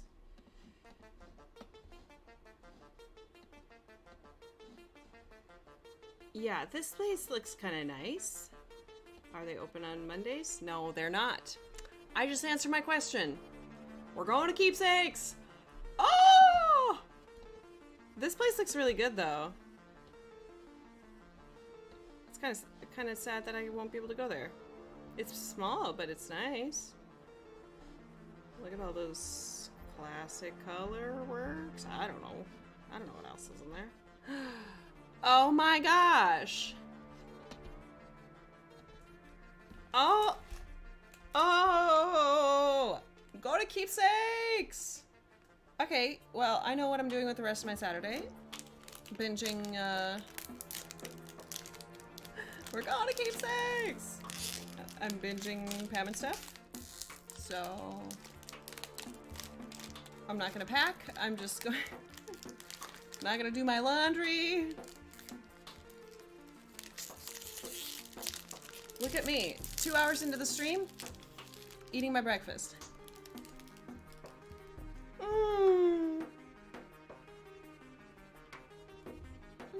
Baby. I get to watch it again. Oh, she's so cute. I'm gonna miss you, honey.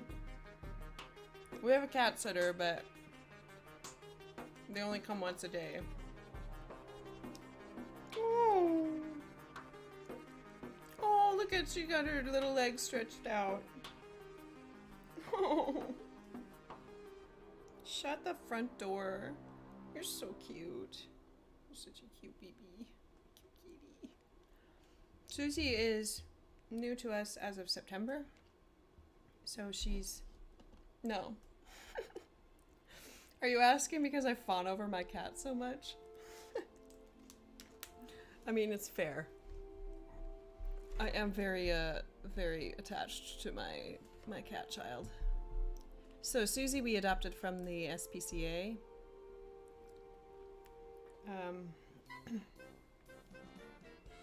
And we were looking for a black cat. That's all we were looking for. Because Dylan's parents have black cats, and they're so cute. And they kind of have a I mean, cats, all cats have their own personality, but black cats are really funny. I love fur.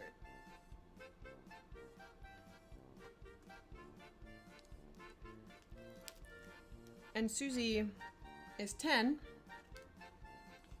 Maybe she's 11 by now. Like, everything she does is new. No, I'm just obsessed with my cat, and I think she's cute, and everything she does is cute, and it's like new. Every time. Because it makes me so happy that I have a cat that will sit on my lap for hours. And she just seems so happy. No, I mean, there are things that she does that she didn't do at the beginning because, you know, she's gotten more used to us and she's gotten more trusting. So, like, touching her belly is something that she still doesn't like it, but when I was giving her lots of love, she let me touch her belly a lot. And she's getting a little bit better about, like,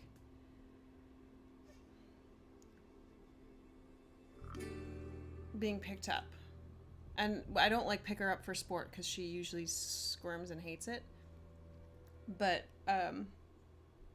she likes to jump up on my lap when I'm sitting here at my desk, but she has like missed a couple times until I need to pee. Well, I just hold it. Not for hours, but I definitely use her as an excuse to not get up. Look at her little feet. She's just like folded feet. Oh, baby. Oh. Oh, I can't. You're so cute. Look at your little beans, your toe beans. She's like, why are you touching my feet? Stop.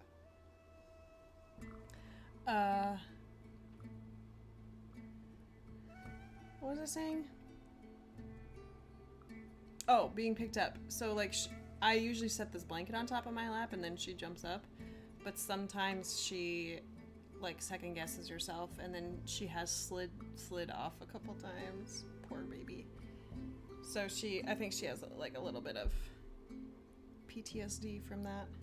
So, like, then when she's, like, staring at me like she wants to be on my lap, you know, her pupils get really big and she's like, she tolerates being picked up, and I set her on my lap and she's like, oh yeah, this is what I wanted.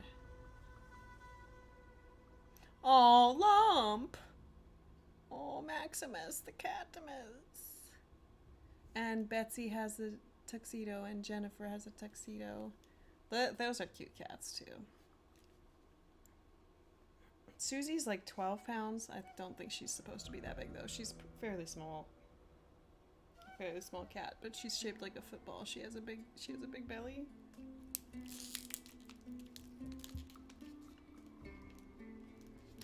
She's so cute.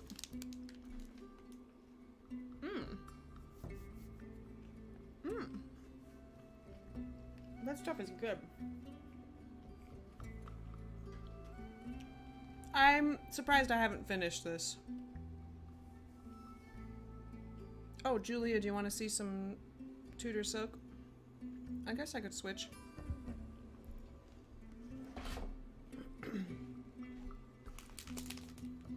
Hang on, let me get my pattern out.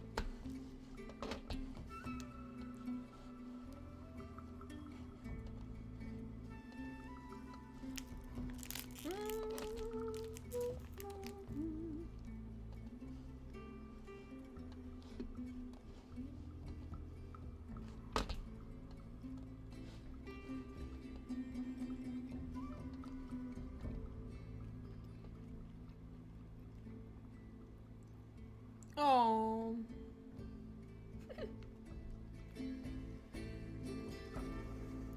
I'm sorry that your lady kitty passed away. Maybe y'all can help me with Smyrna crosses. I've never done them before. You know what I really should do is just go to Karen. Karen probably has a video on that, right? No, don't do that. I stitched this crown wrong. But I'm not going to fix it. This stitch. I tried to fix it and I couldn't.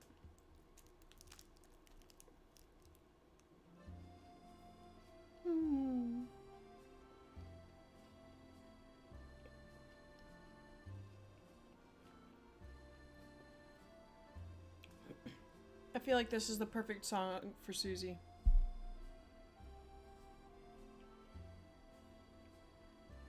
Oh, baby.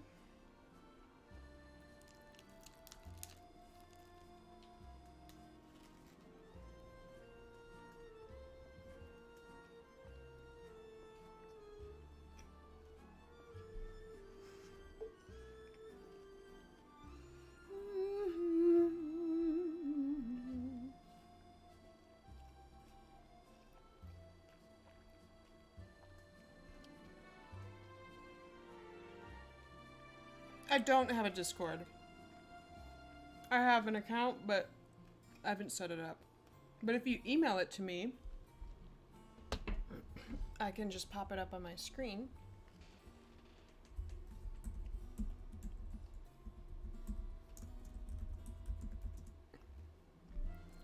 KayleeCrossstitch@gmail.com.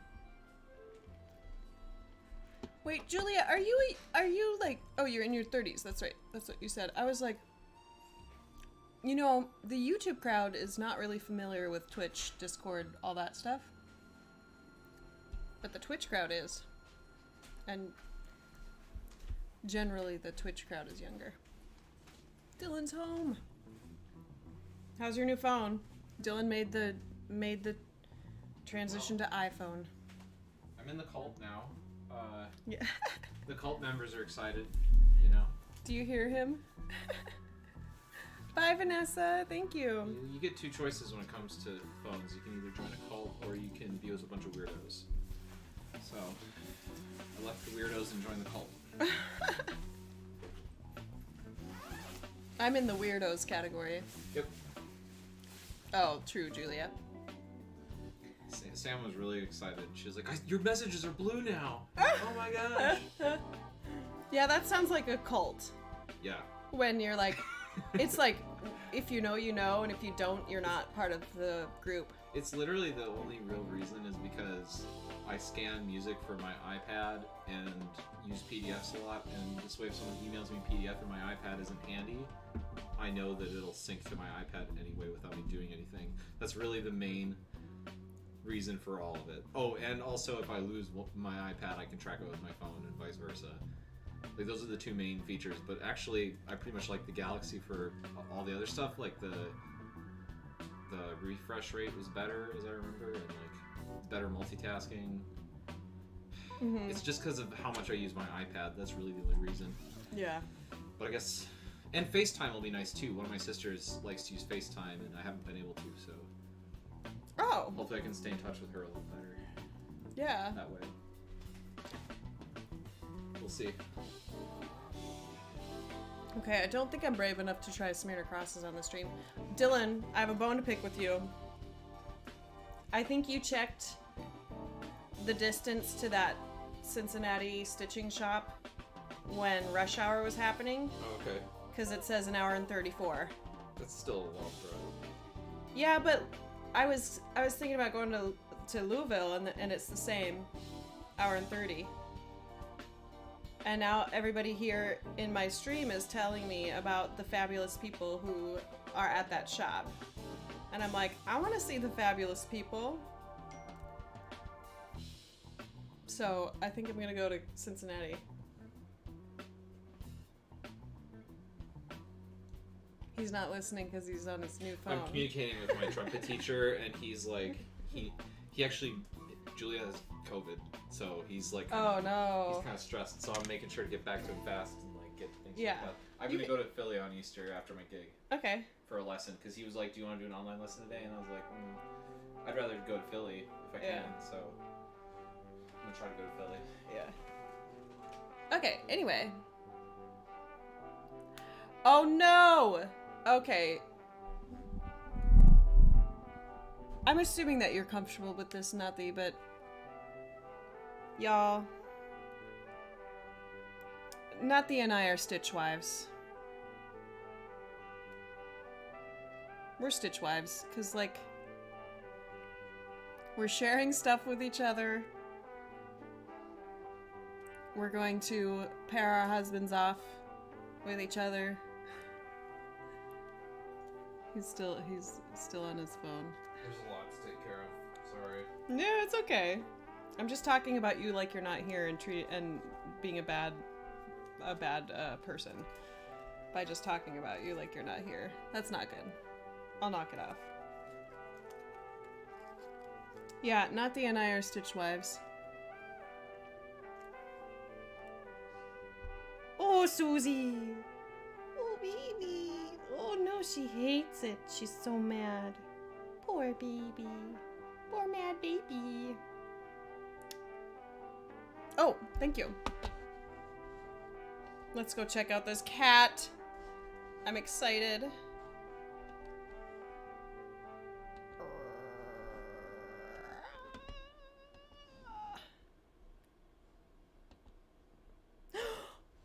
Oh. Oh, that's a cute cat. Wow. Wow, that's a cute cat. Hang on. Music. Look at this kitty. Oh, shut up. Look at that kitty. I don't know the keyboard shortcut for full screen on this. Look at that kitty. Susie, do you see that kitty? Look at that kitty. Do you like that kitty? Isn't that a cute kitty? She doesn't care. Oh. Pay me like one of your French girls, Luke. Oh, kitty. He's so cute. Oh. Adorable indeed. Oh, Susie's leaving. She's like, Dad's home. I'm gonna go see what he's doing. Ah. Oh, that's good. He's so cute, Julia. Oh.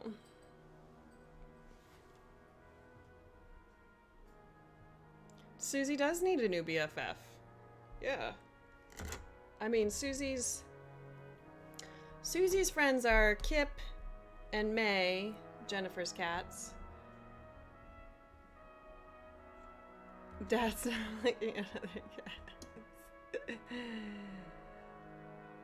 Oh. Yeah, she's like, I'm not gonna be that friend.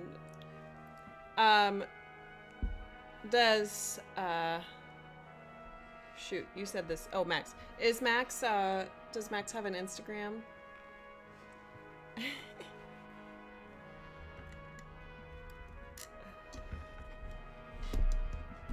Because Susie has an Instagram and Kip and May have an Instagram.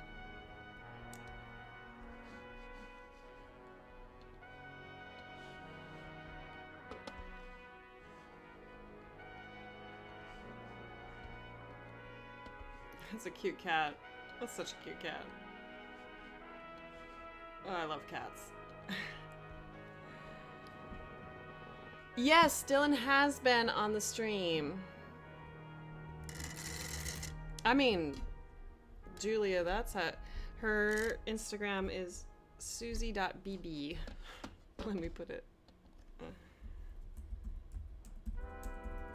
Susie.bb. Because I call her BB. Susie! Oh, BB! That's what it's like. I'm not ashamed to talk in my Susie voice on stream anymore. Like, y'all know enough about me that my baby talk to my cat is not really that embarrassing. There she is. I have some highlights of I sleepy and watching TV. Look at this picture of my cat. Okay, I haven't stitched in like a few minutes, so maybe this is the part of the stream where the stitching does not get done. Okay, stop it, Kaylee. Stop it. If people want to go see their cat, they can. If people want to go see your cat, they can. You don't have to show them every time you're on stream. Ugh. Now she's in her lurking phase where she's like sitting on her little scratcher and just like staring. Baby, what?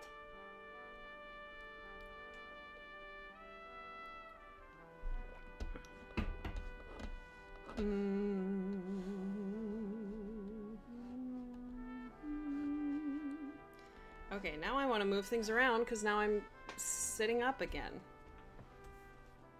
What am I gonna stitch? Oh yeah, we're gonna stitch a little bit of this. A little bit of this. We're gonna stitch the butterfly. Right?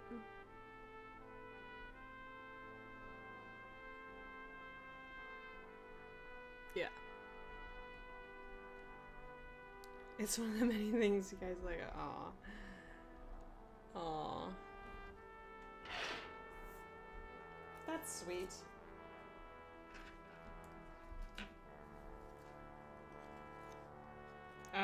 What color am I using? I need to remember what my conversion is for this.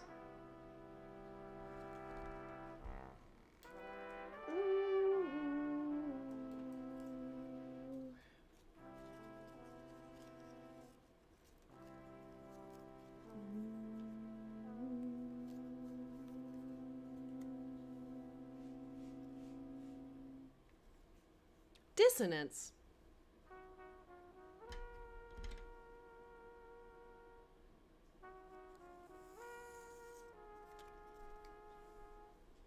So here's the Tudor silk. And it comes in 12 ply. But it's still not as fine as Ymir's almond M&Ms. But it is definitely way finer than DMC.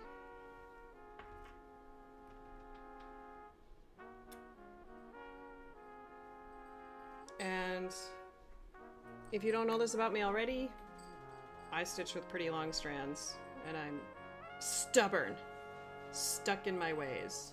So I use thread conditioner. Okay, but like, yeah, embrace it. Embrace it, Julia. Like, I'm obsessed with my cat. That's fine. She's very cute, so why would I not be obsessed with her?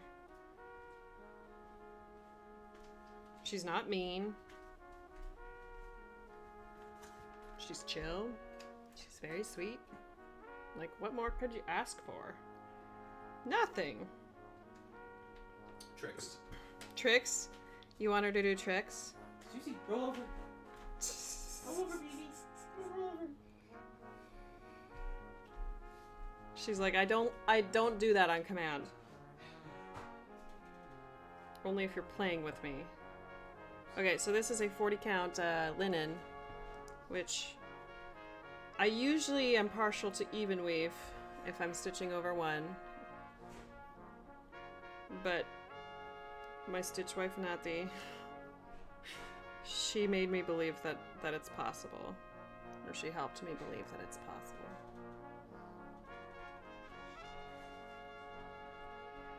And it's kind of a little lighter than I maybe would have wanted it to be. See, I think this is why it's taken me so long to start stitching on hand-dyed fabrics, because I'm always so worried like that it won't show up on the fabric or something.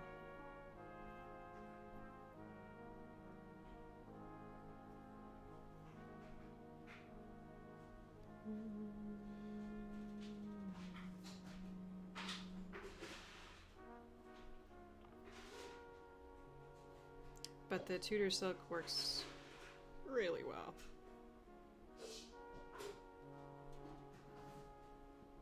Ooh, she thinks she's getting her hard food.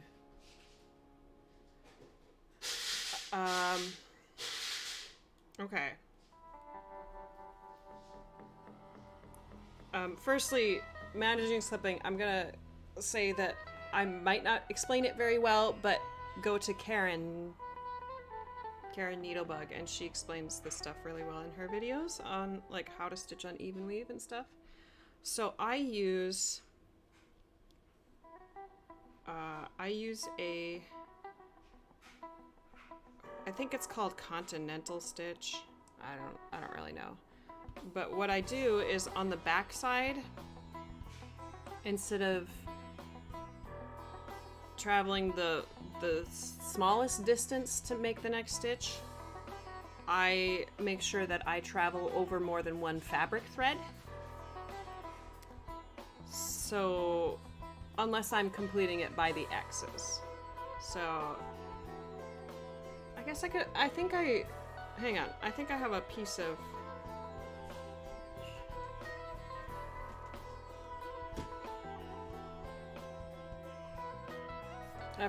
Ada, and it helps if I demonstrate on Ada. Okay, so you know how in cross stitch, how much do you know? Like, am I going like super duper basic?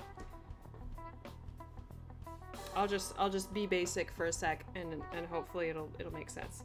So if you're doing running stitches, you're taught to come up in this hole, down in this hole, up in this hole, down in this hole, up, down, and then you go backwards. So on the back, your floss will be vertical, right? Because you're going the smallest distance to go to the next hole. So you go up, down, up, down. Let me get it. Hang on. I can do better.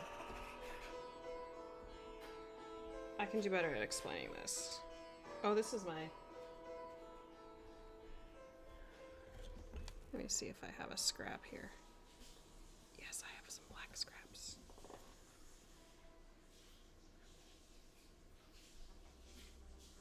No, I want one of the longer ones. I should just make a video like this. I don't know. I don't know how much people do tutorials anymore. Okay, I'm just gonna work with one strand so you can see it really easily. Okay. So, oops. So usually you're taught... This is how I start a thread too. Sometimes I do this, not all the time. But I go down in a hole, and this works on full coverage if you don't want to be flipping it over a whole bunch. But so you're taught up in this hole, down in this. Up, down, right? If you're doing running stitches. Which I think that like almost every beginning tutorial that I've seen or explanation teaches you to do it this way. So then since I have this like this, then you can either like cut this really close to the fabric, and on the back I've been stitching over it like this. Or you can pull, sometimes if I'm stitching something in hand, I just go to the back and pull it out. Okay, so now then you go back, right? Or sometimes I can pull it out without turning it over, like slide your needle. Slide your needle. Right? So here's my running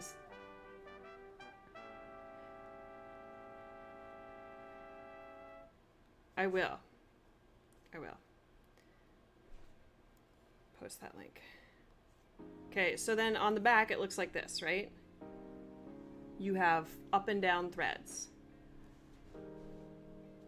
But this works really well on Aida because the Aida is really structured, right? It's stiff. You don't have to, like, you have to worry less about tension. I don't know why I just went a little bit southern there for a sec. You have to worry less about tension. I mean, it's just really simple, which is good for our beginners. But so then these stitches are crossed with the top leg going this way, the bottom leg going this way, the top leg going this way. Now I'm gonna stitch with the bottom leg going this way and the top leg going this way, but I'm going to put my needle up in the bottom of the stitch and down in the top of the stitch, just like I did on this top row. So now I'm gonna flip it, and I'm going to not travel the least amount of space on the back, but I'm going to like go kind of backwards. So now I'm stitching the bottom leg going the opposite direction.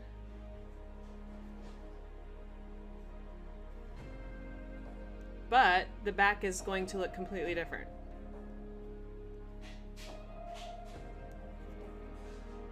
That's what the back looks like.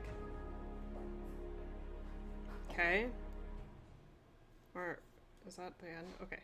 And then going back, I do the same thing because, and this is why I stitch diagonally sometimes, because now if I had this row stitched already, now I'm still coming up in a hole that has one or less threads in it, and it automatically makes your stitches a little bit neater if you do that. Now, the reason I do this on over one is because when you are doing this bottom method, then when you're traveling on the back, you're going over 2 fabric threads, which means like this fabric thread and this fabric thread are being crossed on the back, and if your floss is passing over 2 fabric threads, it's not going to slip underneath because it has 2. I mean, some people are just like, watch your tension. Don't pull really hard and it won't slip. But some fabrics, it's just like, no, you're gonna slip. Okay. And I actually think that this bottom technique makes your stitches neater because the very corners of your X's are not being pulled. They're just being pulled in a different direction. And maybe not neater, they just lay a little bit differently. So then with this technique, with the continental stitch on the back, continental I think means that you're using more floss. But it pulls it in a more diagonal direction so that it's not pulled, like instead of being pulled vertically like this, it's pulled diagonally, and it has like, it's more of a wrap around the fabric instead of like a pull in a different direction. Yeah. So then if you're on even weave, like another thing, and Karen taught me this, is you see how some of the threads are vertical, some are horizontal. So if you on even weave, or on over one, if you stitch parallel to the thread that you're stitching over. So this is a horizontal thread, and I'm actually breaking the rule here. Why am I breaking the rule here? Is it because I'm going over? Yeah, it's because I'm going over. So if you're stitching like one stitch at a time, then, oh, I didn't even pull this all the way through. You know, sometimes I do it, sometimes I don't, Julia. So these are just like general considerations, not like hard and fast rules. So then if you're stitching stitch by stitch, if you like, it's kind of hard to explain this.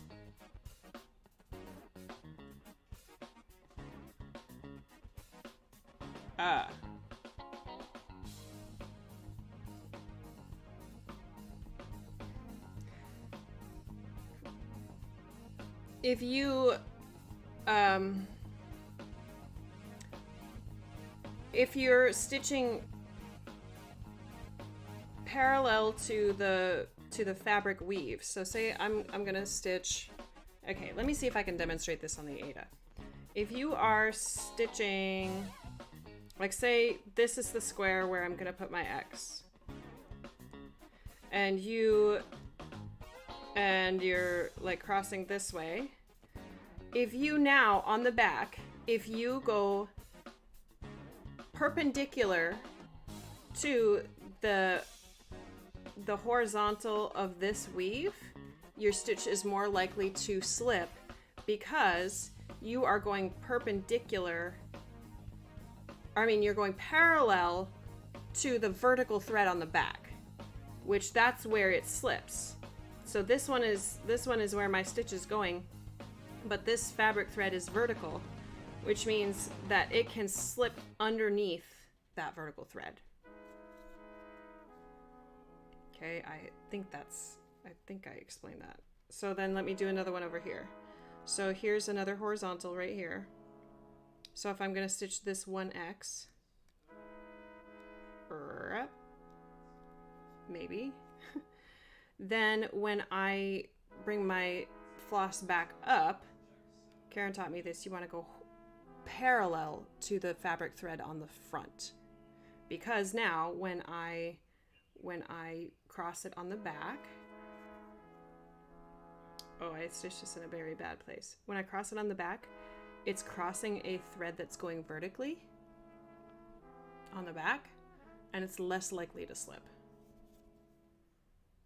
So let me see if I can show that on this. The problem is I'm not stitching, I'm stitching running stitches on this. So now I got all the way up this antenna, and I'm going to use that over two fabric threads idea, and I'm going to cross all of them again. I guess I could show you this on hard hanger. That would be a little bit easier because that's 22 count. But it's similar. Like, that's a is that what you mean, Karen? A mono weave is when, like,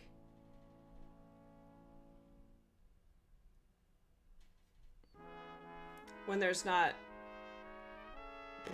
how would you explain that? Like, there's only one, because Hardanger has two fabric threads, but they can slip. Like, the stitches can slip. So is that what a mono weave is? If your fabric intersection is vertical, then your floss needs to travel vertical on the back. Yeah. But if you travel parallel to the one on the back, then it can slip on the stitch that you're stitching. I have, when I think about that, then I'm like, oh, so I have to actually plan ahead which way I start my X, because when I end my X, I need to pull my thread in a certain direction that is away from the finish of the stitch.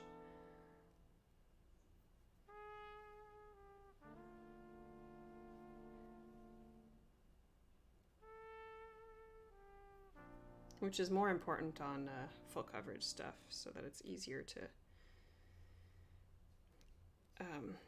to get that confetti in there. Like, get your needle in a hole that already has thread in it. How are you even seeing this? This is what happens when I hold something in my hands while I'm stitching. I like move around.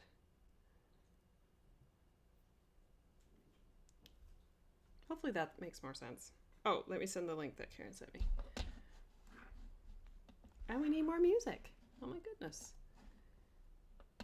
Oh, kitty! Oh, wait. What did I get? Oh, that is that. Oh. Oh, Christine, can I show these?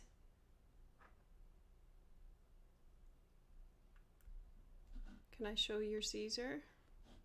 He's so cute. Speaking of cats, she's back. Susie wants to be on the stream again. Whoops. Maybe I'll stream tonight on Twitch, just to like be like, blah, here's a stream on Twitch.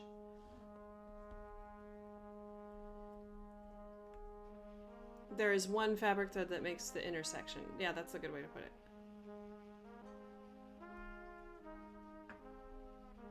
Yeah, yeah. Hardanger acts like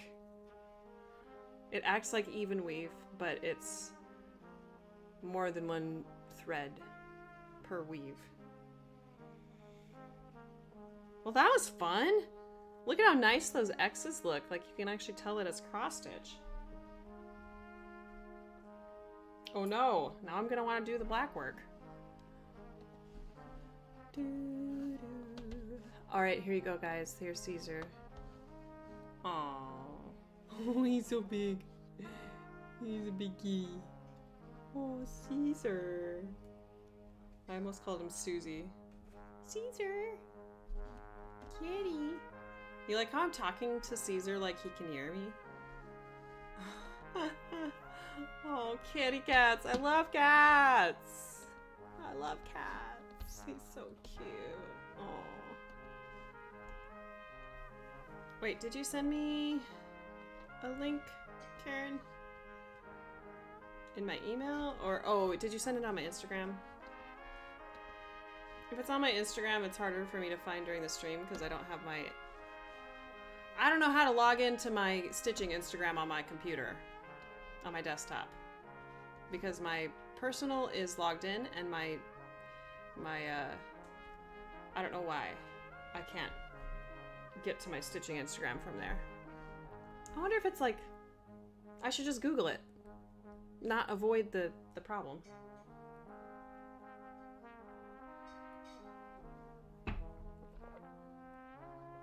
Okay, well, these 3 hours went by really quickly. Oh yeah, you sent it to me Oh, it's Hirschner's. So go to Hirschner's. I guess it's only 2 hours and 30 minutes, but it's gone fast. And I smell dinner. I mean, lunch, city people. It's dinner and supper.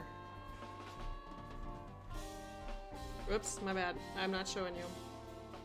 Yeah, this is a really nice coverage. Tudor silk, 40 count, perfect.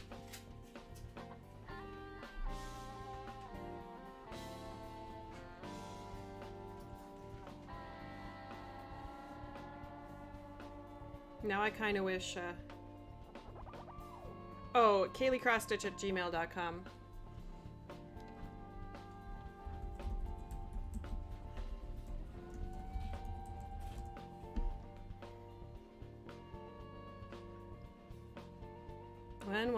One, two, three. This butterfly is the same one as Personal is Political. So if you're stitching a bendy stitchy design that has a butterfly on it, hashtag bendy butterfly sal and hashtag bendy moth sal, because we can't decide which hashtag to use. We could just be extra and call it hashtag bendy moth butterfly sal.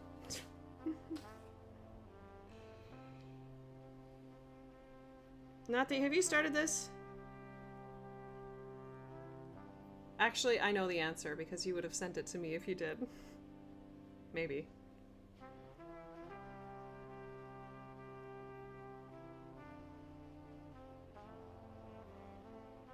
Oh, somebody, Julia, I think it was you, asked if Dylan has been on the stream. Yes.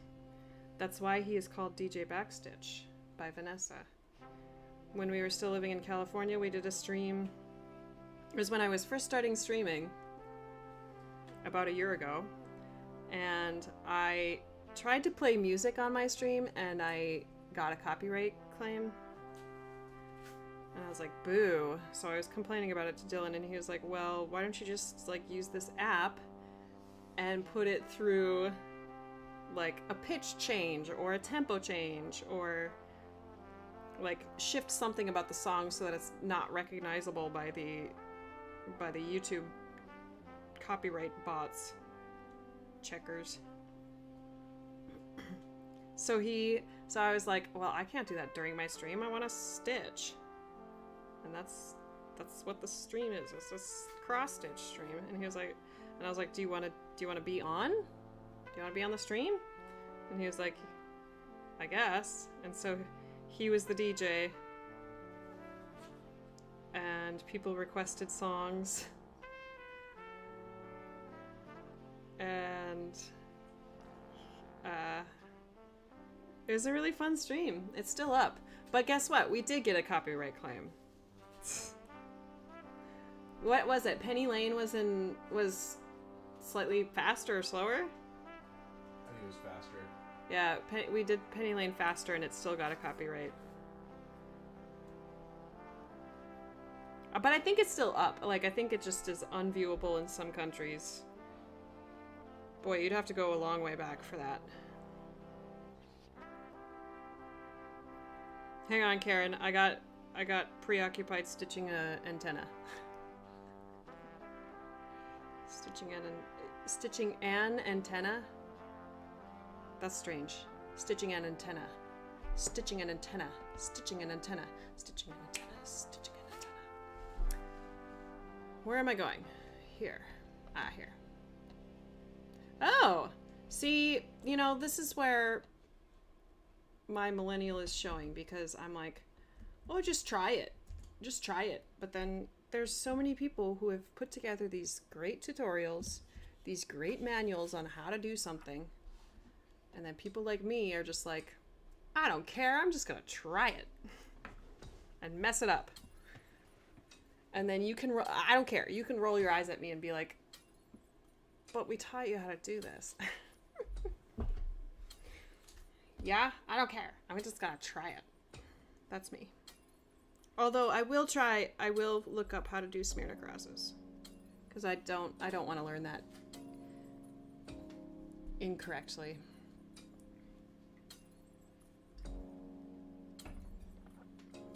I don't need to improvise Smirna crosses. When I did my first Mill Hill kit. I think it called for Smirna crosses, and I did eyelets instead. I think that's what happened. But I was too excited because I was trying my first Mill Hill. So I was like, I'm gonna just do these like this. And they were eyelets, I think.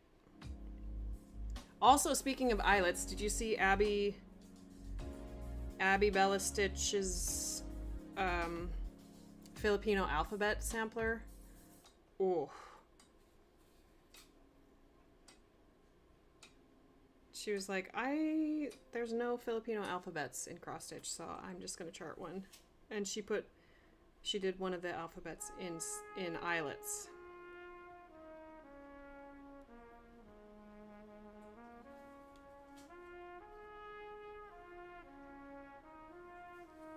She has some goals projects for sure. Like, she does gigantic projects and I love them.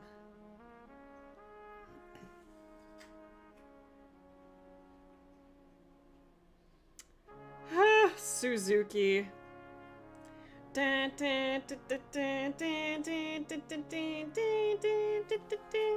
you talking about violin or piano? Or a different instrument? My mom used Suzuki to teach violin. I never learned violin. I'm quite bad at instruments that I have to tune like by ear. So violin, or I don't know why I became a vocalist. Became a vocalist. I don't know why that's what my degree was in. Trombone, that's the other one. Because you have to, it's a slide and there's no button to push and then the note comes out. I mean, the note just doesn't just come out for brass instruments. I know. But like, really basic. Yeah. Like, it's really hard to teach a child. You need to just move it slightly because your note sounds really horrible. But on a trumpet, you can push the button and it sounds like close enough. So that only if you're like playing with other people, you're gonna notice the discrepancies, or playing with a piano. We're getting into like academic music talk where, you know, no instrument is easy. Yeah. Except for guitar. Oh, you do the X first and then put the plus sign on top of it. That's what I was wondering. I'm sorry, what did you say, Dylan? Except for guitar. Guitar is what? Easy. Guitar is easy? Not classical guitar, though. No. Yeah, that's true. Like, I think that's why so many people go viral for music. The people who go viral for music usually, like, have learned, like, 12 chords on the guitar, and they learned a strumming pattern, and then they just sing and play, and they're like, and everybody's like, holy crap, you're so talented. But it does not take that much, take that much work to learn those chords on the guitar. And not very many people are going to know that you're, like, if you have bad form, or... Yeah, classical guitar is a whole other beast. That's yeah, but classical guitar, like, yeah. Yeah, I'll probably stream tonight, because, you know, it's spring break, I do what I want!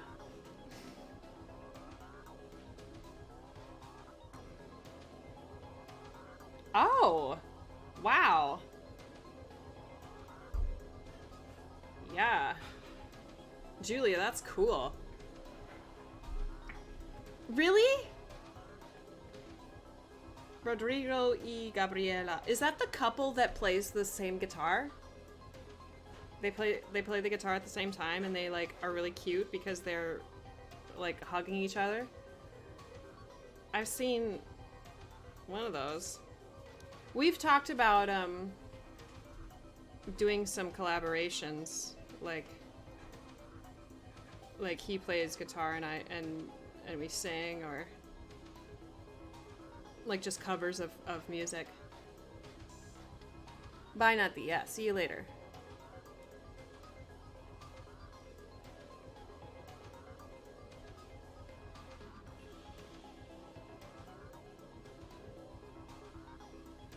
I'm excited about this, Julia. Thank you for talking about 40 count Tudor silk, because I'm enjoying this. I feel like recently I've been falling in love with cross stitch like every single day. I know that sounds cheesy, but it's pretty true. Like, I just have so much variety of projects that, like, I don't get bored. So I really like picking something up and being like, oh yeah, this is what it's like to stitch on this. This is so fun. Yes, I'm Kaylee Crossstitch on Twitch. And Twitch, I've noticed that Twitch gives way better notifications than YouTube. Maybe it's, oh, you know what it is? You know what it is? It's because I have 2 accounts on YouTube, or multiple accounts on YouTube, and I'm often logged into my non-stitching account, my non-stitching YouTube account on my phone. So then it's not logged in and it doesn't let me know when Betsy's live. Because Betsy never gives any warning when she goes live. But she's hilarious live. And if I don't, like, I'm not terribly organized, so I sometimes forget to schedule my stream on YouTube. But Twitch, like, if the stream is unscheduled, if you have your push notifications on, it's like, hey, so-and-so is live on Twitch. And I'm like, oh, blah, blah, and I go to them quick. I actually re-downloaded Twitch. I didn't have it on my phone for a little while, and I re-downloaded it because I was like, okay, Michelle's streams are actually really, really fun. There's a lot of people, but it's still fun. I don't know. I feel some sort of way about the size of streams. I mean, I really like the small streams when there's, 20 people. And some people are in the chat, some people are just stitching. I forget about the people that are just stitching, but sometimes that's me. I'm that person just stitching.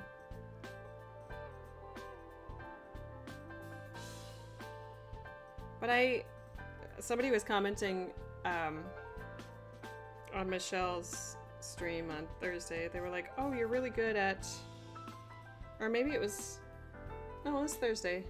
They were like, you're really good at talking and stitching at the same time. And she's like, oh, I've been doing this for a long time. And that's so true. Like, when you first start streaming, you're like, oh, I need to be talking. But, I mean, sometimes you don't. Sometimes your viewers are just like, whatever. It just feels like we're hanging out.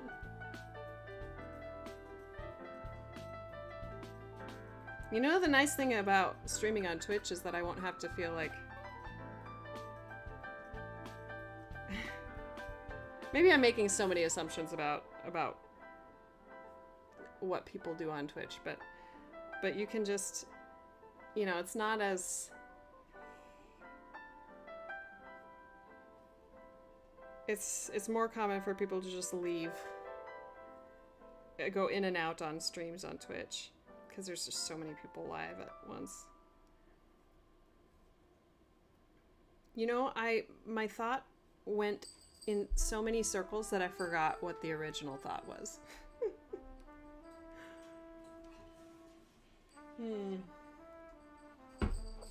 My brain.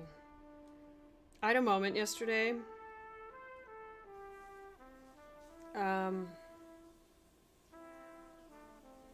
With my 4th graders. So it was dismissal time, which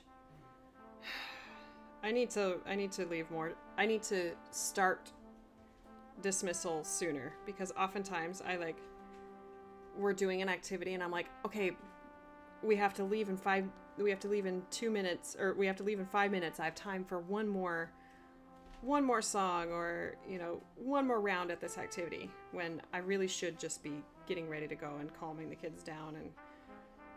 But yesterday I was like, that was the situation. I had not left enough time for dismissal, and then I started getting a little bit like, oh no, it's time for a dismissal, and then I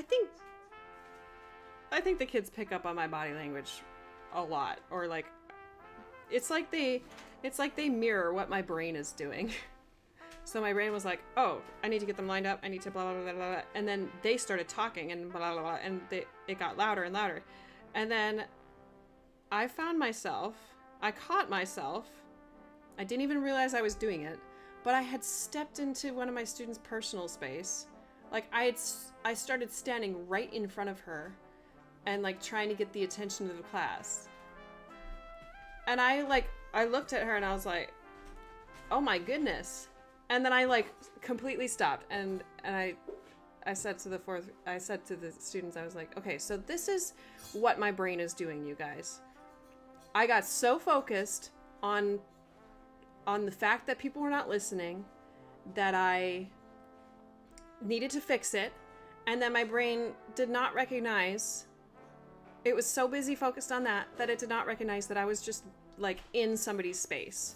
And like she was like chill about it, but I'm you know, when somebody's in your space and you're just like, ugh, like she might have been thinking that. So I like pointed out to the fourth graders, I was like, this is what happens to me. I don't realize that I'm in somebody's space because I'm so focused on getting X done, that I like completely forget to make sure that I'm respecting somebody's personal space or somebody's boundaries. And I think just calling it out like that, they're like, you know, oh. I like to be straight up when my brain is not functioning very well with them, or functioning in a way that would help, you know, the classroom stay organized. Be organized.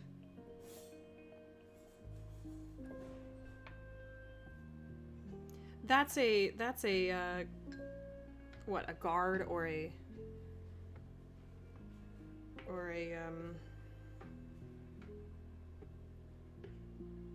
you know, some people are like, oh, you need to be performing as a teacher, you need to have a certain personality. But sometimes it's nice to just be like straight up honest with them and be like, yeah, I'm not doing a good job, and here's a reason why. Like, we need to work together in order to make things go smoothly in here. You need to not talk when I'm talking. And also, I need to just take a breath and not, like, get overwhelmed by the fact that what I'm asking for is not happening. Yeah, Julia. I mean, it humanizes both of you.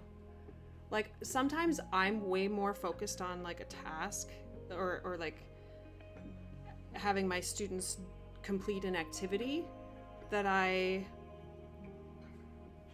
it takes a second for me to remember that they're a human being too, right?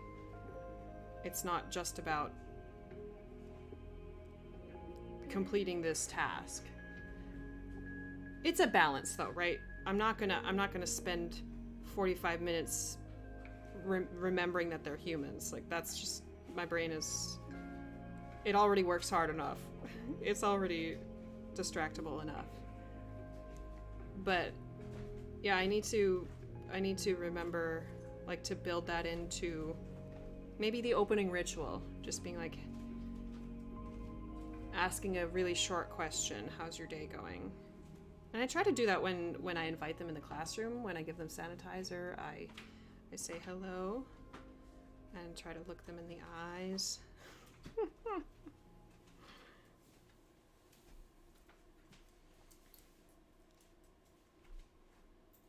I should not be doing running stitches. This floss is pretty variegated. Oh well. Are you leaving again? Yeah, I'm gonna go practice. Oh my goodness. Am I just gonna stay on stream? And then want to exercise when I don't really feel like leaving, cause people are hanging out. What? want to exercise when I I'm sorry. come back. Want to exercise when I come back. Okay. Maybe I'll be off like an hour and a half. Okay. Okay. No, like when you come back, I'll stop if I haven't already. I'm just having a good time. I hope y'all are too. I hope I'm keeping you company, that my background... Oh, whoops. Whenever I get a text, it does that. I might need to go get my charger, too. Yeah, sometimes they're not human. And I also do often remind myself, like, yes, they're human, but they are humans that need to have structure in order to learn. So when I do have to raise my voice, I try to keep the emotion out of it. Like I don't say I don't shame them for being loud. I'm just like, you're chatting over me or you're talking over me, and it's not helping me get the lesson, teach the lesson, or something like that.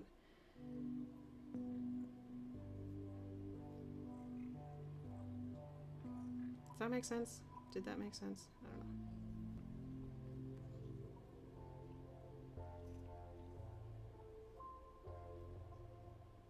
I'm getting lots of texts. That's why my camera is freaking out.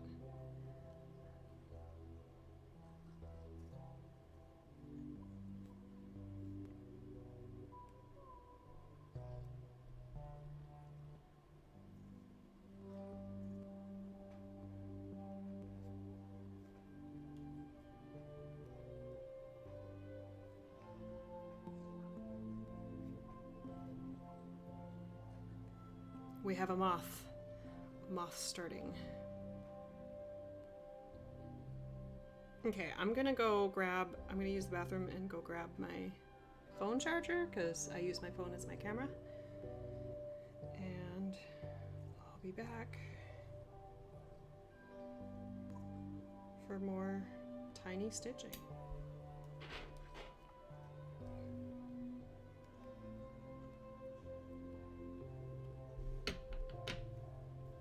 Oh, Susie. She's just staring at me now. Still. Okay, I'll be right back.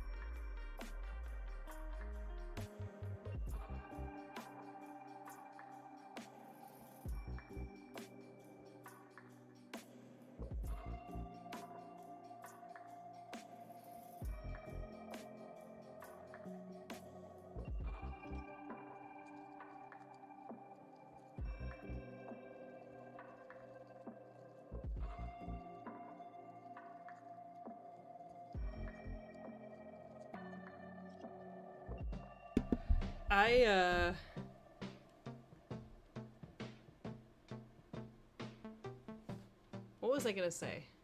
I had something in my head and then I forgot. I think my phone was at 100% this morning and it's already down to 19. I suppose I could like turn off my screen, maybe.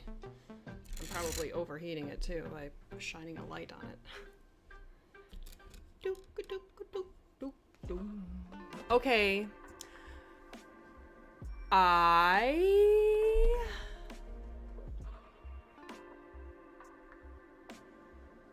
I'm gonna try some smear crosses. What did Karen tell me to do? Just do the X, the regular cross stitch, and stitch a plus sign on top of it. Okay. But over 2.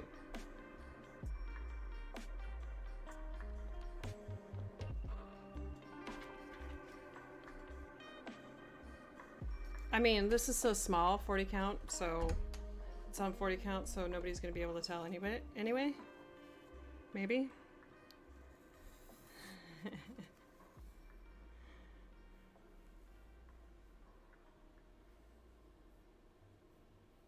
Oh, these colors are so good.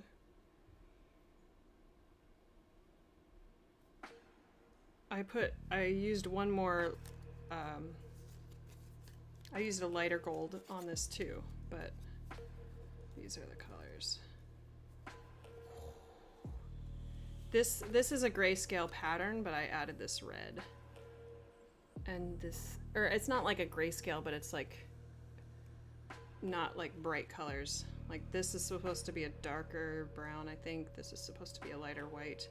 And this is supposed to be a really dark brown, but no, we put red. A little red butterfly body.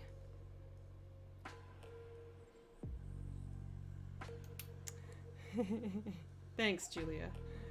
I don't know what it is. Like, I love what other people do with, or like, I love that other people do these specialty stitches. And some people aren't afraid of anything. Like, they're like, oh yeah, let's put some eyelets, let's put some smeared crosses. But there's something that my brain really likes about knowing, like, that I know how to do it already. And I don't want to, like, I'm reluctant to learn something new. Because what I know works really well. I'm not as bad as Darcy, but...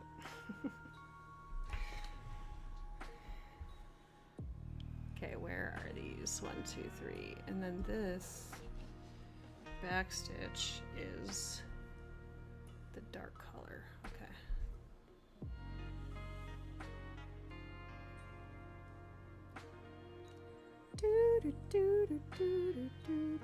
Julia, do you have an Instagram? Are we following each other yet?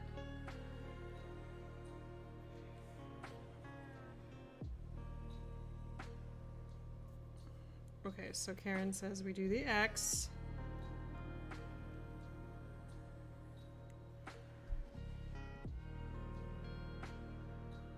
And then a plus sign on top of it.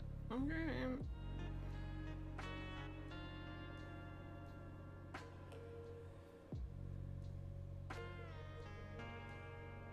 Oh, it blends into the fabric so much. It's not gonna matter, is it?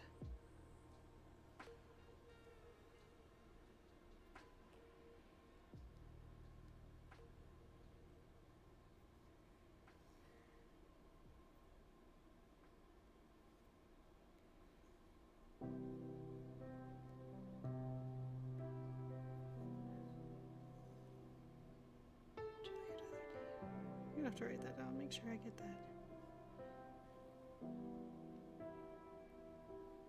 Well, you can barely see it. It's on 40 count. Oh well. It's a smeared across. I think that's my first one. An actual smeared across. Okay, I'm sorry. My family chat is blowing up. That's why my phone, or that's why you keep seeing looking for phone and a kitty cat. I don't know why, but it takes it over when I get a text message. It's like, nope, we can't show you your camera.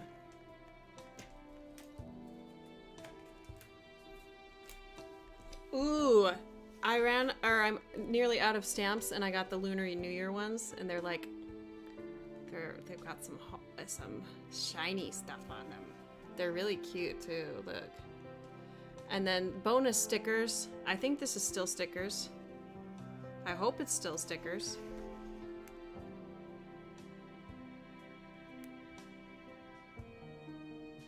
Now I'm worried that it's not.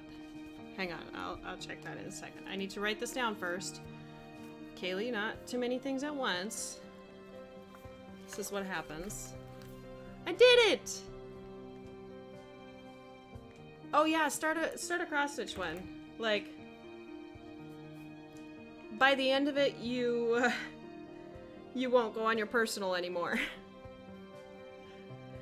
Unless you follow like a lot of Stitchy accounts already, then maybe it'll be longer to transfer it. But when I started my stitching Instagram, I didn't follow that many stitching accounts.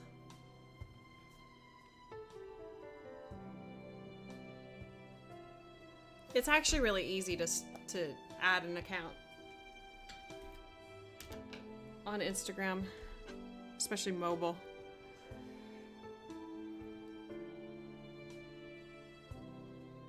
Oh, we were gonna see if those are stickers. Hang on.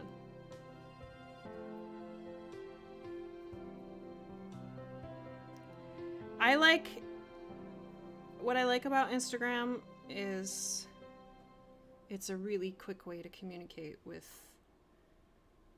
people about stitching. Like,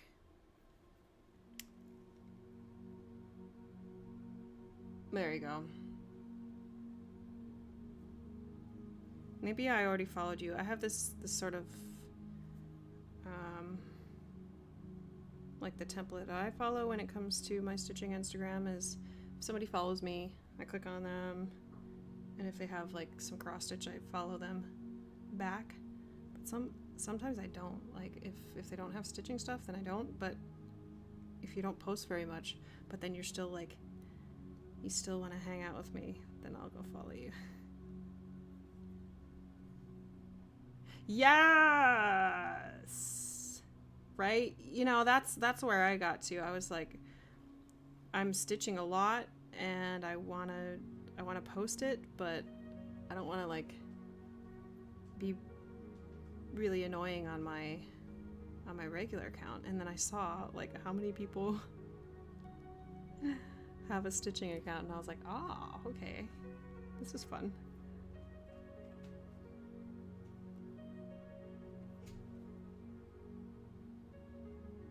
I'm gonna do something kind of crazy. It's not very bad, not that crazy. You know what? On smaller counts, I'm way more likely to carry my floss because it's not that long of a carry.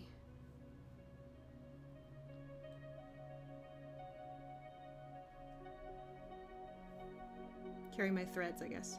Speaking of, oh my gosh,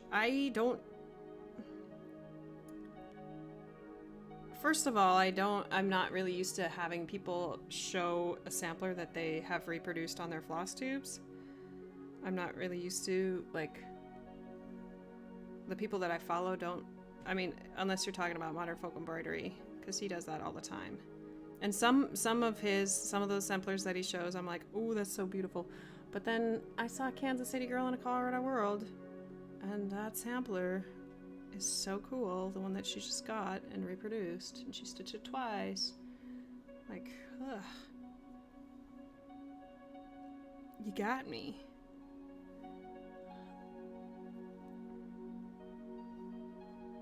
You got me with the samplers, with the reproduction sampler.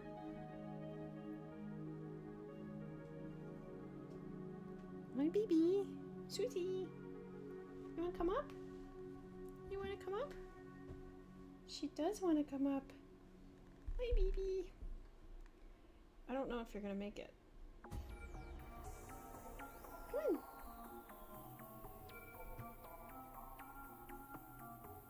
I'll pick you up. Come here. Oh, she made it. She made it.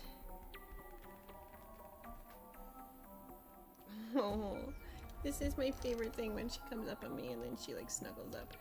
Oh, baby, hello. Hello. Oh. Oh. Oh, my baby, she loves me. Oh, shut up.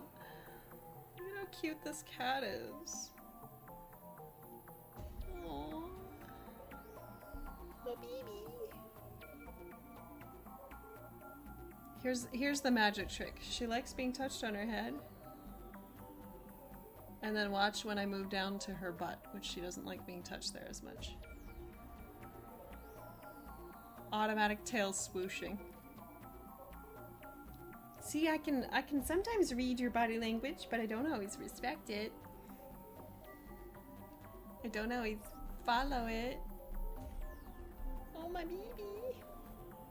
Oh, my... I just fall in love every day with this cat.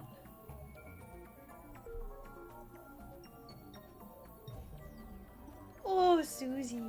Oh, baby. Oh. Well, now we're leaning back. Susie. And I need to put the chat back over here.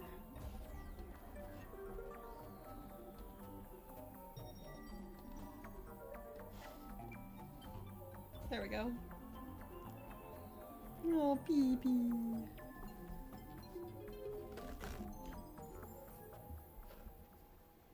Oh. Let's see if this is...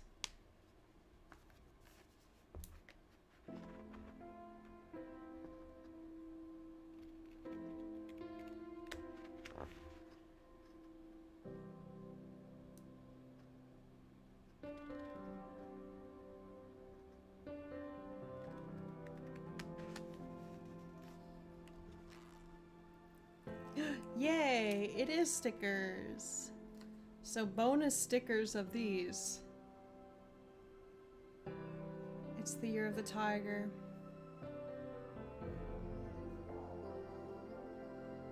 I love this one. Look at the snake. It's so cool. So, if you want to trade flash drops, hey! You're not late. I'm just going for a long time today. 'Cause I'm on spring break. Woo woo! Susie was here in like hour 1 and 2, and then she left for a little while. And now here we are in the 4th hour. Oh my goodness. The 4th hour of the stream. Something that I watch, like I do watch how many viewers I have. And if it's less, then I'm like, you know what, maybe it's time to go. But my viewers have stayed for a little while today. Or more people are coming in and out. Either is fine. Either is awesome. I mean, streaming by yourself is not as fun. Obviously. Then you might as well just film a stitch with me. Whoops. Bonk with my nose. But Julia's new and Julia's been carrying the conversation today. Thank you. It's always fun.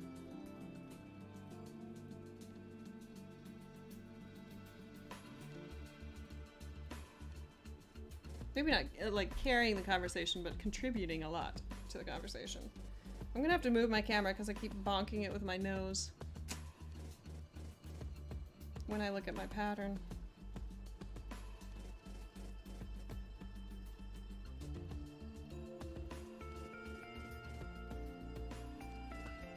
Oh, Susie. I just keep looking at her on the monitor like she's so happy. Oh! Wow, I'm very honored. No, you're not dominating. You know, we talk about this a lot. Like, sometimes you're just watching and stitching, or listening and stitching. Sometimes you are the one that's chatting with the person, and all of those are okay. I love doing both. So sometimes I'm in a stream and I'm just stitching, and sometimes I'm chatting a lot, especially if there's less people.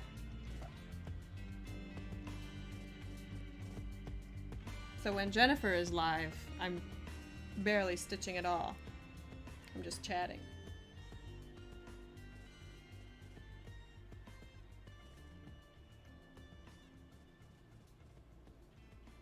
Oops. I'm bonking a lot. I bonked Susie. Poor baby. Well, if you wouldn't put your face so close to me and be so cute, I guess I could switch hands. Is that impressive? Being an ambidextrous stitcher?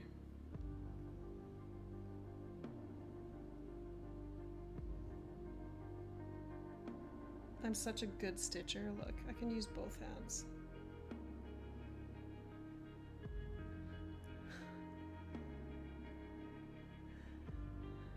It's not like I'm bragging or anything.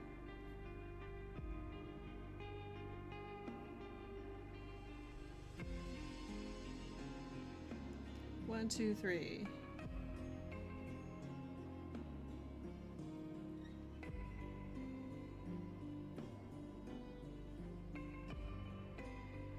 Ah!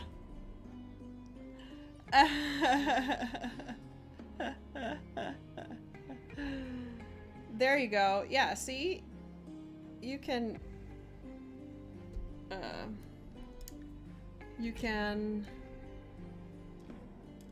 You're more able to have conversation because you're not preoccupied. Like, some people will comment on Michelle's and be like, I'm doing laundry.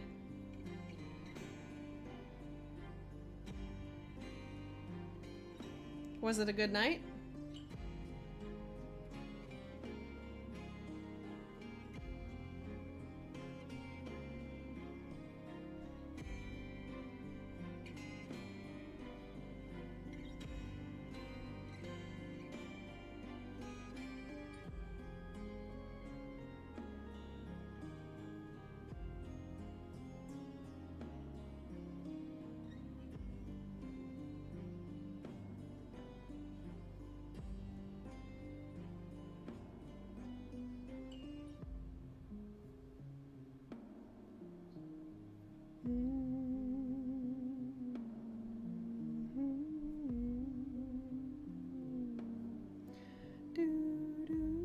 Ooh, yeah.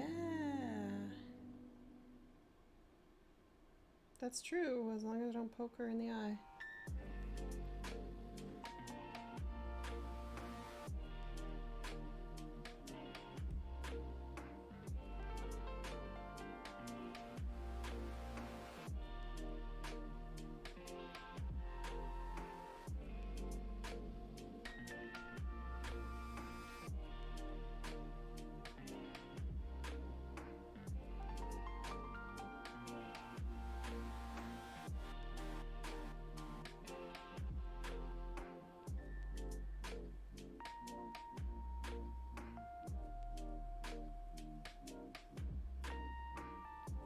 Susie.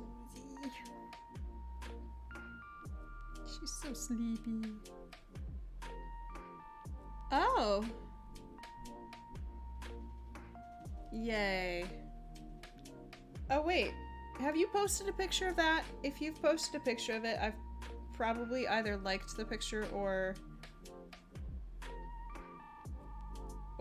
followed you. Because I follow that hashtag. That's interesting, Yvonne, to hear that you don't stitch while watching FlossTube. Is it because you want to see, like, the projects? Because I guess it depends who you're watching, but a lot of times I put floss tube on while I'm stitching. And then if I hear them talking about something, I look up.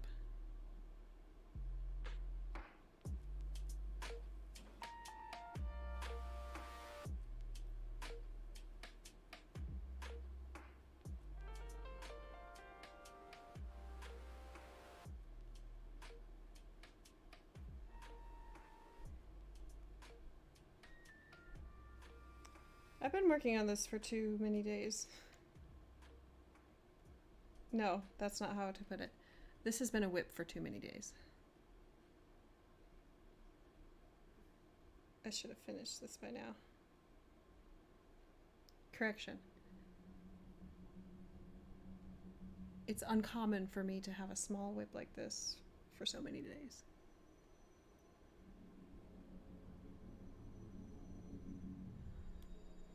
Kitties! You have 3 cats? Oh, I can't. That would be so fun to have 3 cats on your lap. The cats that we lived with in California were not lap cats. Only one of them was. Oh, okay. Wait, are you the one with the border?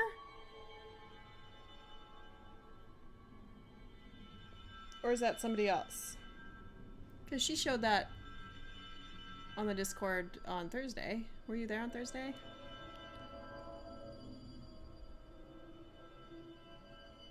Oh.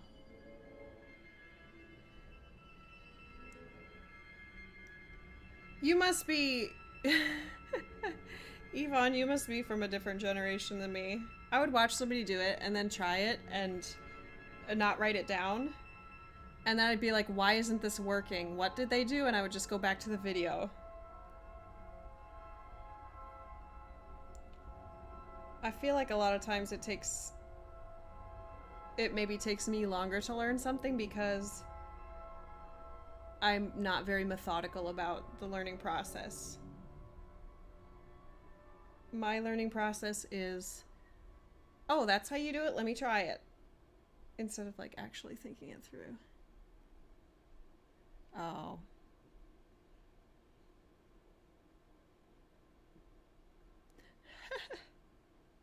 Oh, poor Max. Right? You have Max or do you have Caesar? Oh my goodness. Too many people emailed me.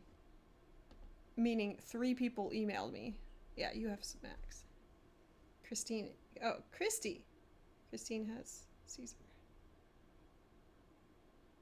Chrissy's Hade Adventures. Do I follow you on Instagram?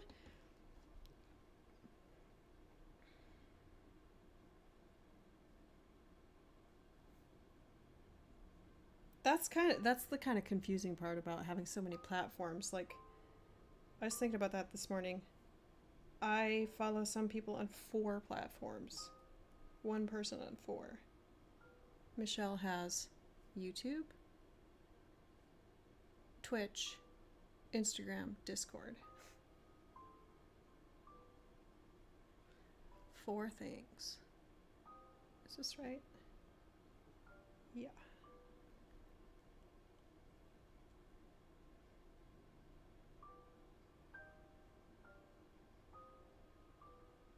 Yes, post it on your new Stitchy Instagram. What'd you put your handle as? Everybody go follow Julia. When she puts her account.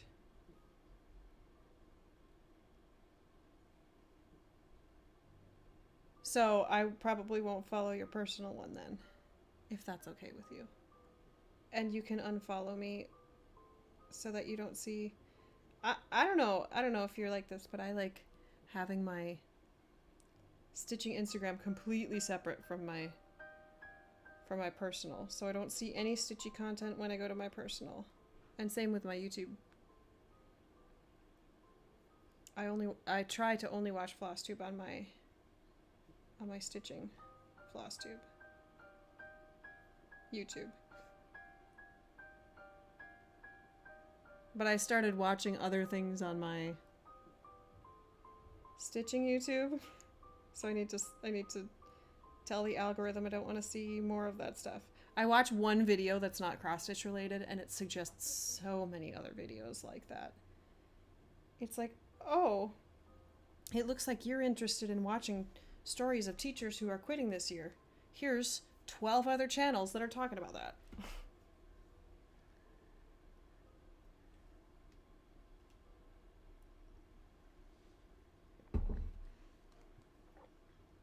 That moment when you didn't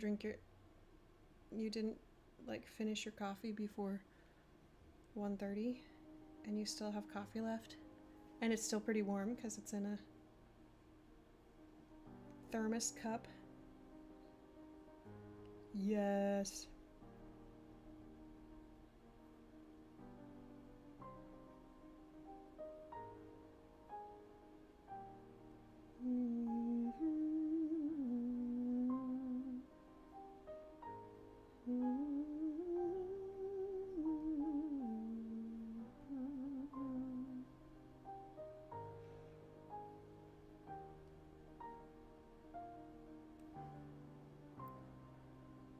Julia crossing X's. I like that.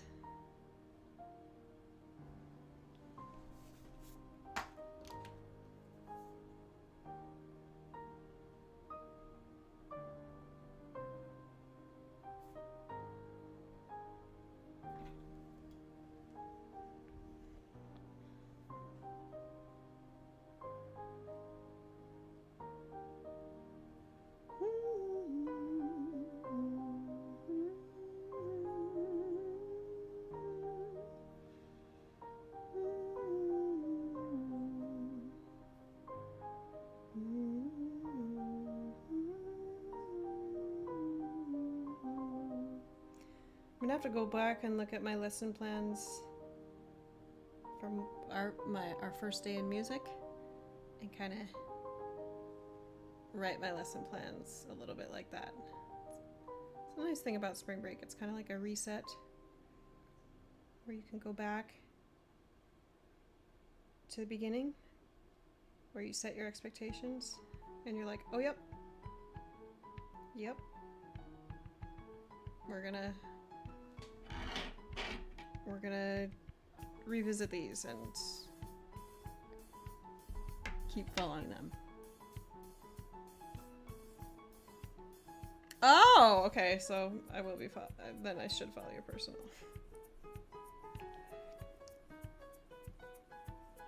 It's not that I don't like want my stitching people to like see my personal, but it's just like that one's still private, so it's just easier to interact with people on my stitching one. And I've started, but like I don't like post a lot of personal pictures, but I'm not opposed to it.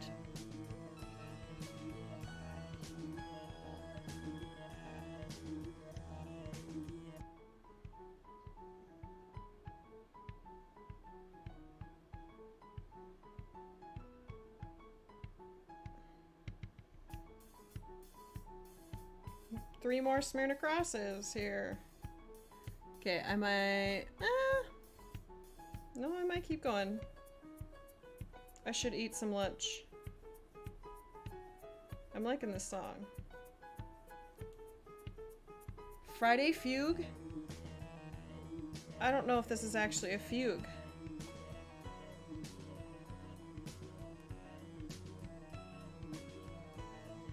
In fact, the melodic structure of it suggests it's not. Yeah, I took music theory, form, and analysis. And this part is not a fugue.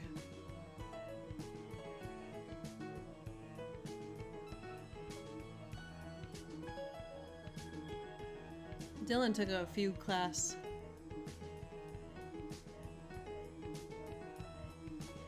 You go scuba diving? Where do you live? Do you live close to to the ocean?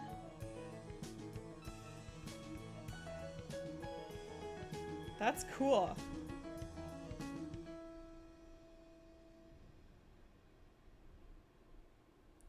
I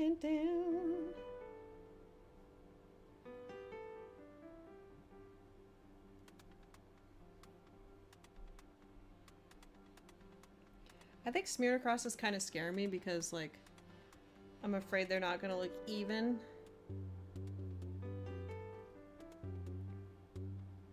And they're all gonna look different. That's why cross stitch is so fun, is because, you know, it's really simple. You just make an X and you make all the X's look the same. And then it looks really neat.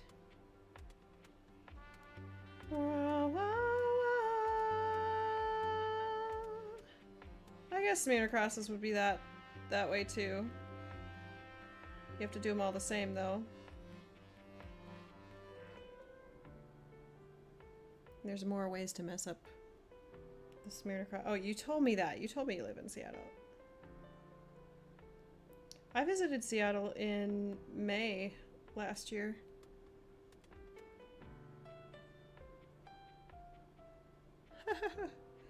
Oh, don't. My personal. I do not post on there anymore. Like, not very much. It's all Susie. But now that Susie has her own Instagram account, I don't even need to post Susie on my personal. I can just be like, hey, go follow my cat. I'm way more active over there. Speaking of.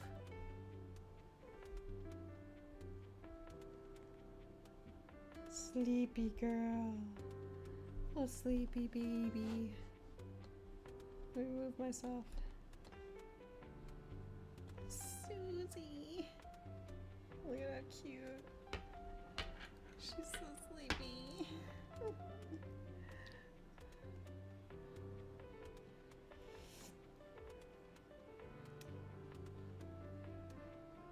Yeah. Oh, it was gorgeous. It was so fun too. There's a I have so many text messages.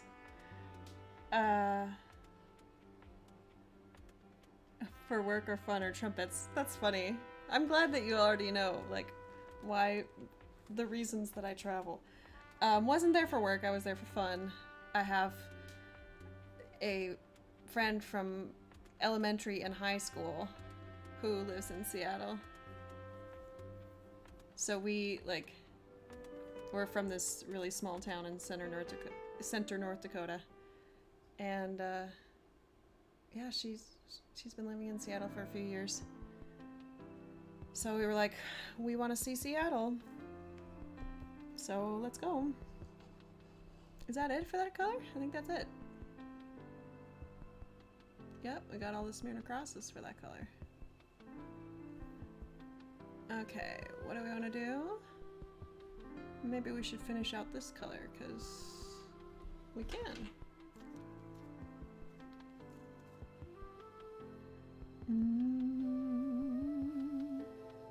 We can do the back stitch and the rest of the cross stitch for this.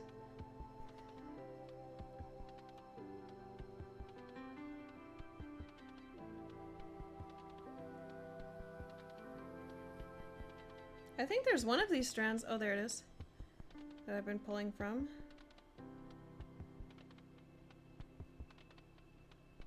If I don't really care about the variegation, I just pull from the bulk.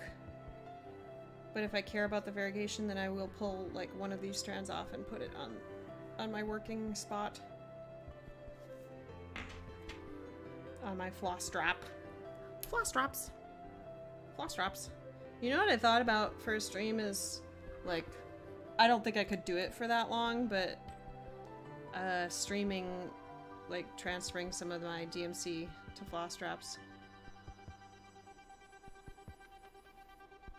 But that's just happening when it happens. When it happens. Oh yeah, I was telling you about we went to Pike's Place, because our first time in Seattle. That's a place you gotta go.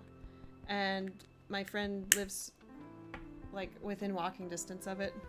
It's like a 10-minute walk or something to Pike's Place. And I got... Oh yeah, I need to use them as ort jars. There's a ceramics artist there. And so he has all these owls. And I got a couple bowls. He was having a sale. I mean, he was selling them for cheaper if you bought two, so I've got 2 bowls. They're up there. They're owls in my Tiny Things collection. And then there is a clay artist who makes really tiny flowers. Do you know which one I'm talking about? They make teeny tiny flowers and they're like this big. And when Dylan was in Seattle, he got me one of them. He got me one of those tiny flowers. And then when we went there, I was like, I'm looking for tiny things. And then I found the same seller that he got it from when he was there. So I bought some more. I have more tiny flowers. I also got a smallish, it's not tiny, but a small,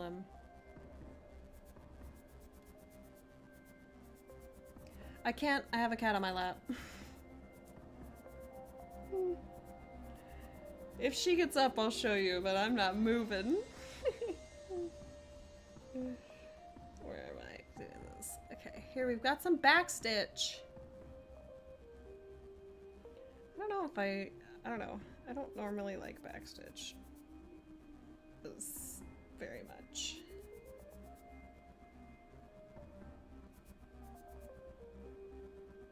I'll tolerate it, but it's kind of like meh.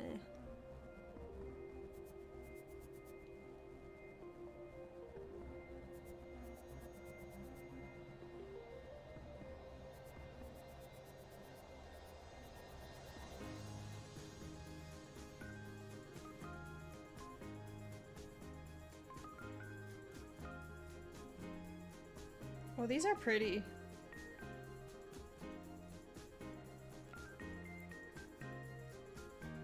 It's kind of hard to tell on this teeny tiny. I think his first name was Aaron.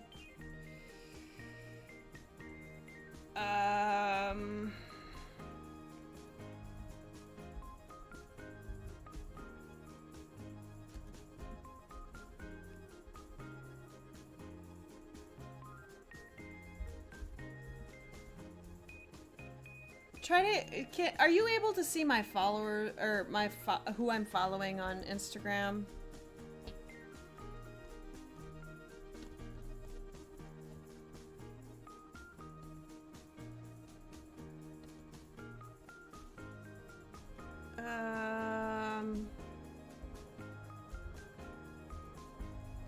Yeah, I don't know how to search for it because it's on my personal Instagram. Totally fair. Hang on. I can check on my phone. I think I'm about done streaming. So if it messes up my camera, I don't really care.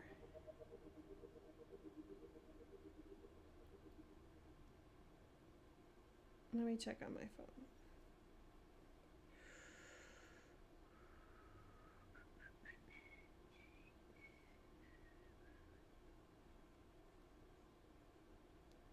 Oh, I clicked out of my music.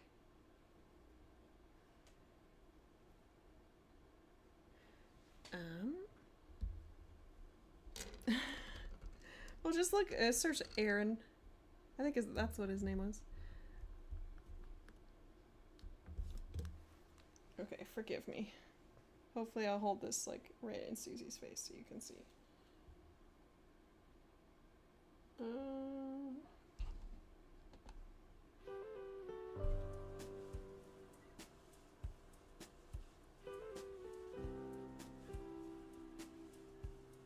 Aaron Murr.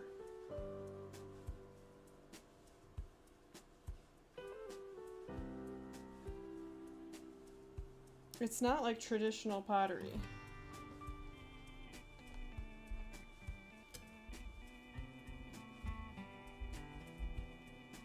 Hang on.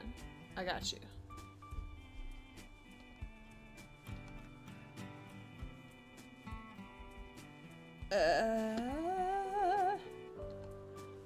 Here we go.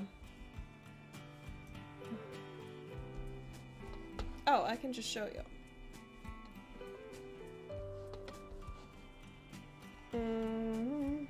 Look at that baby. Oh. This phone, like, works so well. So this is not really what he was, well, I don't remember. I was just looking for the tiny things, so I was like, but this is the kind of thing he does. These bears, he was doing a lot of these bears. There were a lot of those. Oh, here we go. So he's at Pike's Place. Oh, look at those little owls. Little teeny ones. So I think it was like kind of this display, and I found 2 little cups that had owls. But those are cute. Look at those little guys. Yeah. Really cool though.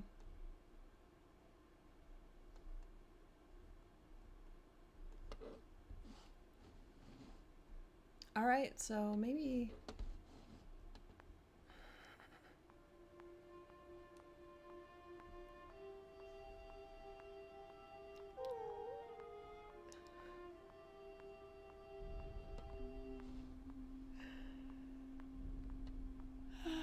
I can't.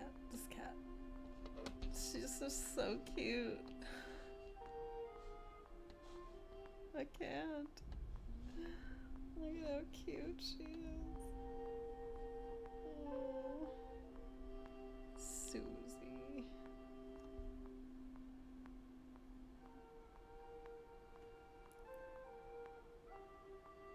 Oh, baby.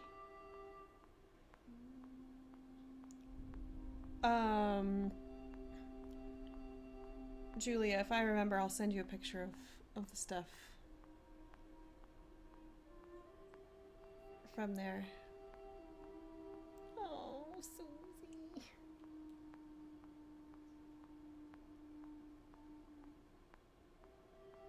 Why did they leave the click track on this song? They left the click track on. Alright, Yvonne, have a good day doing that. I think I'm gonna peace out too. Get myself some lunch. Hang around because it's spring break. Stare at my cat. Being an absolute cutie cat.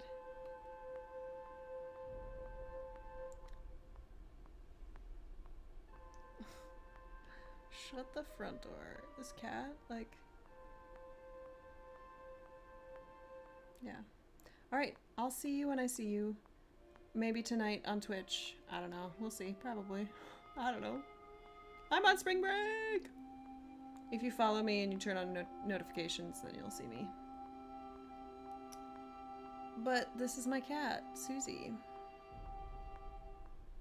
And she's just chilling. So, yeah. I'll see you next time, everybody.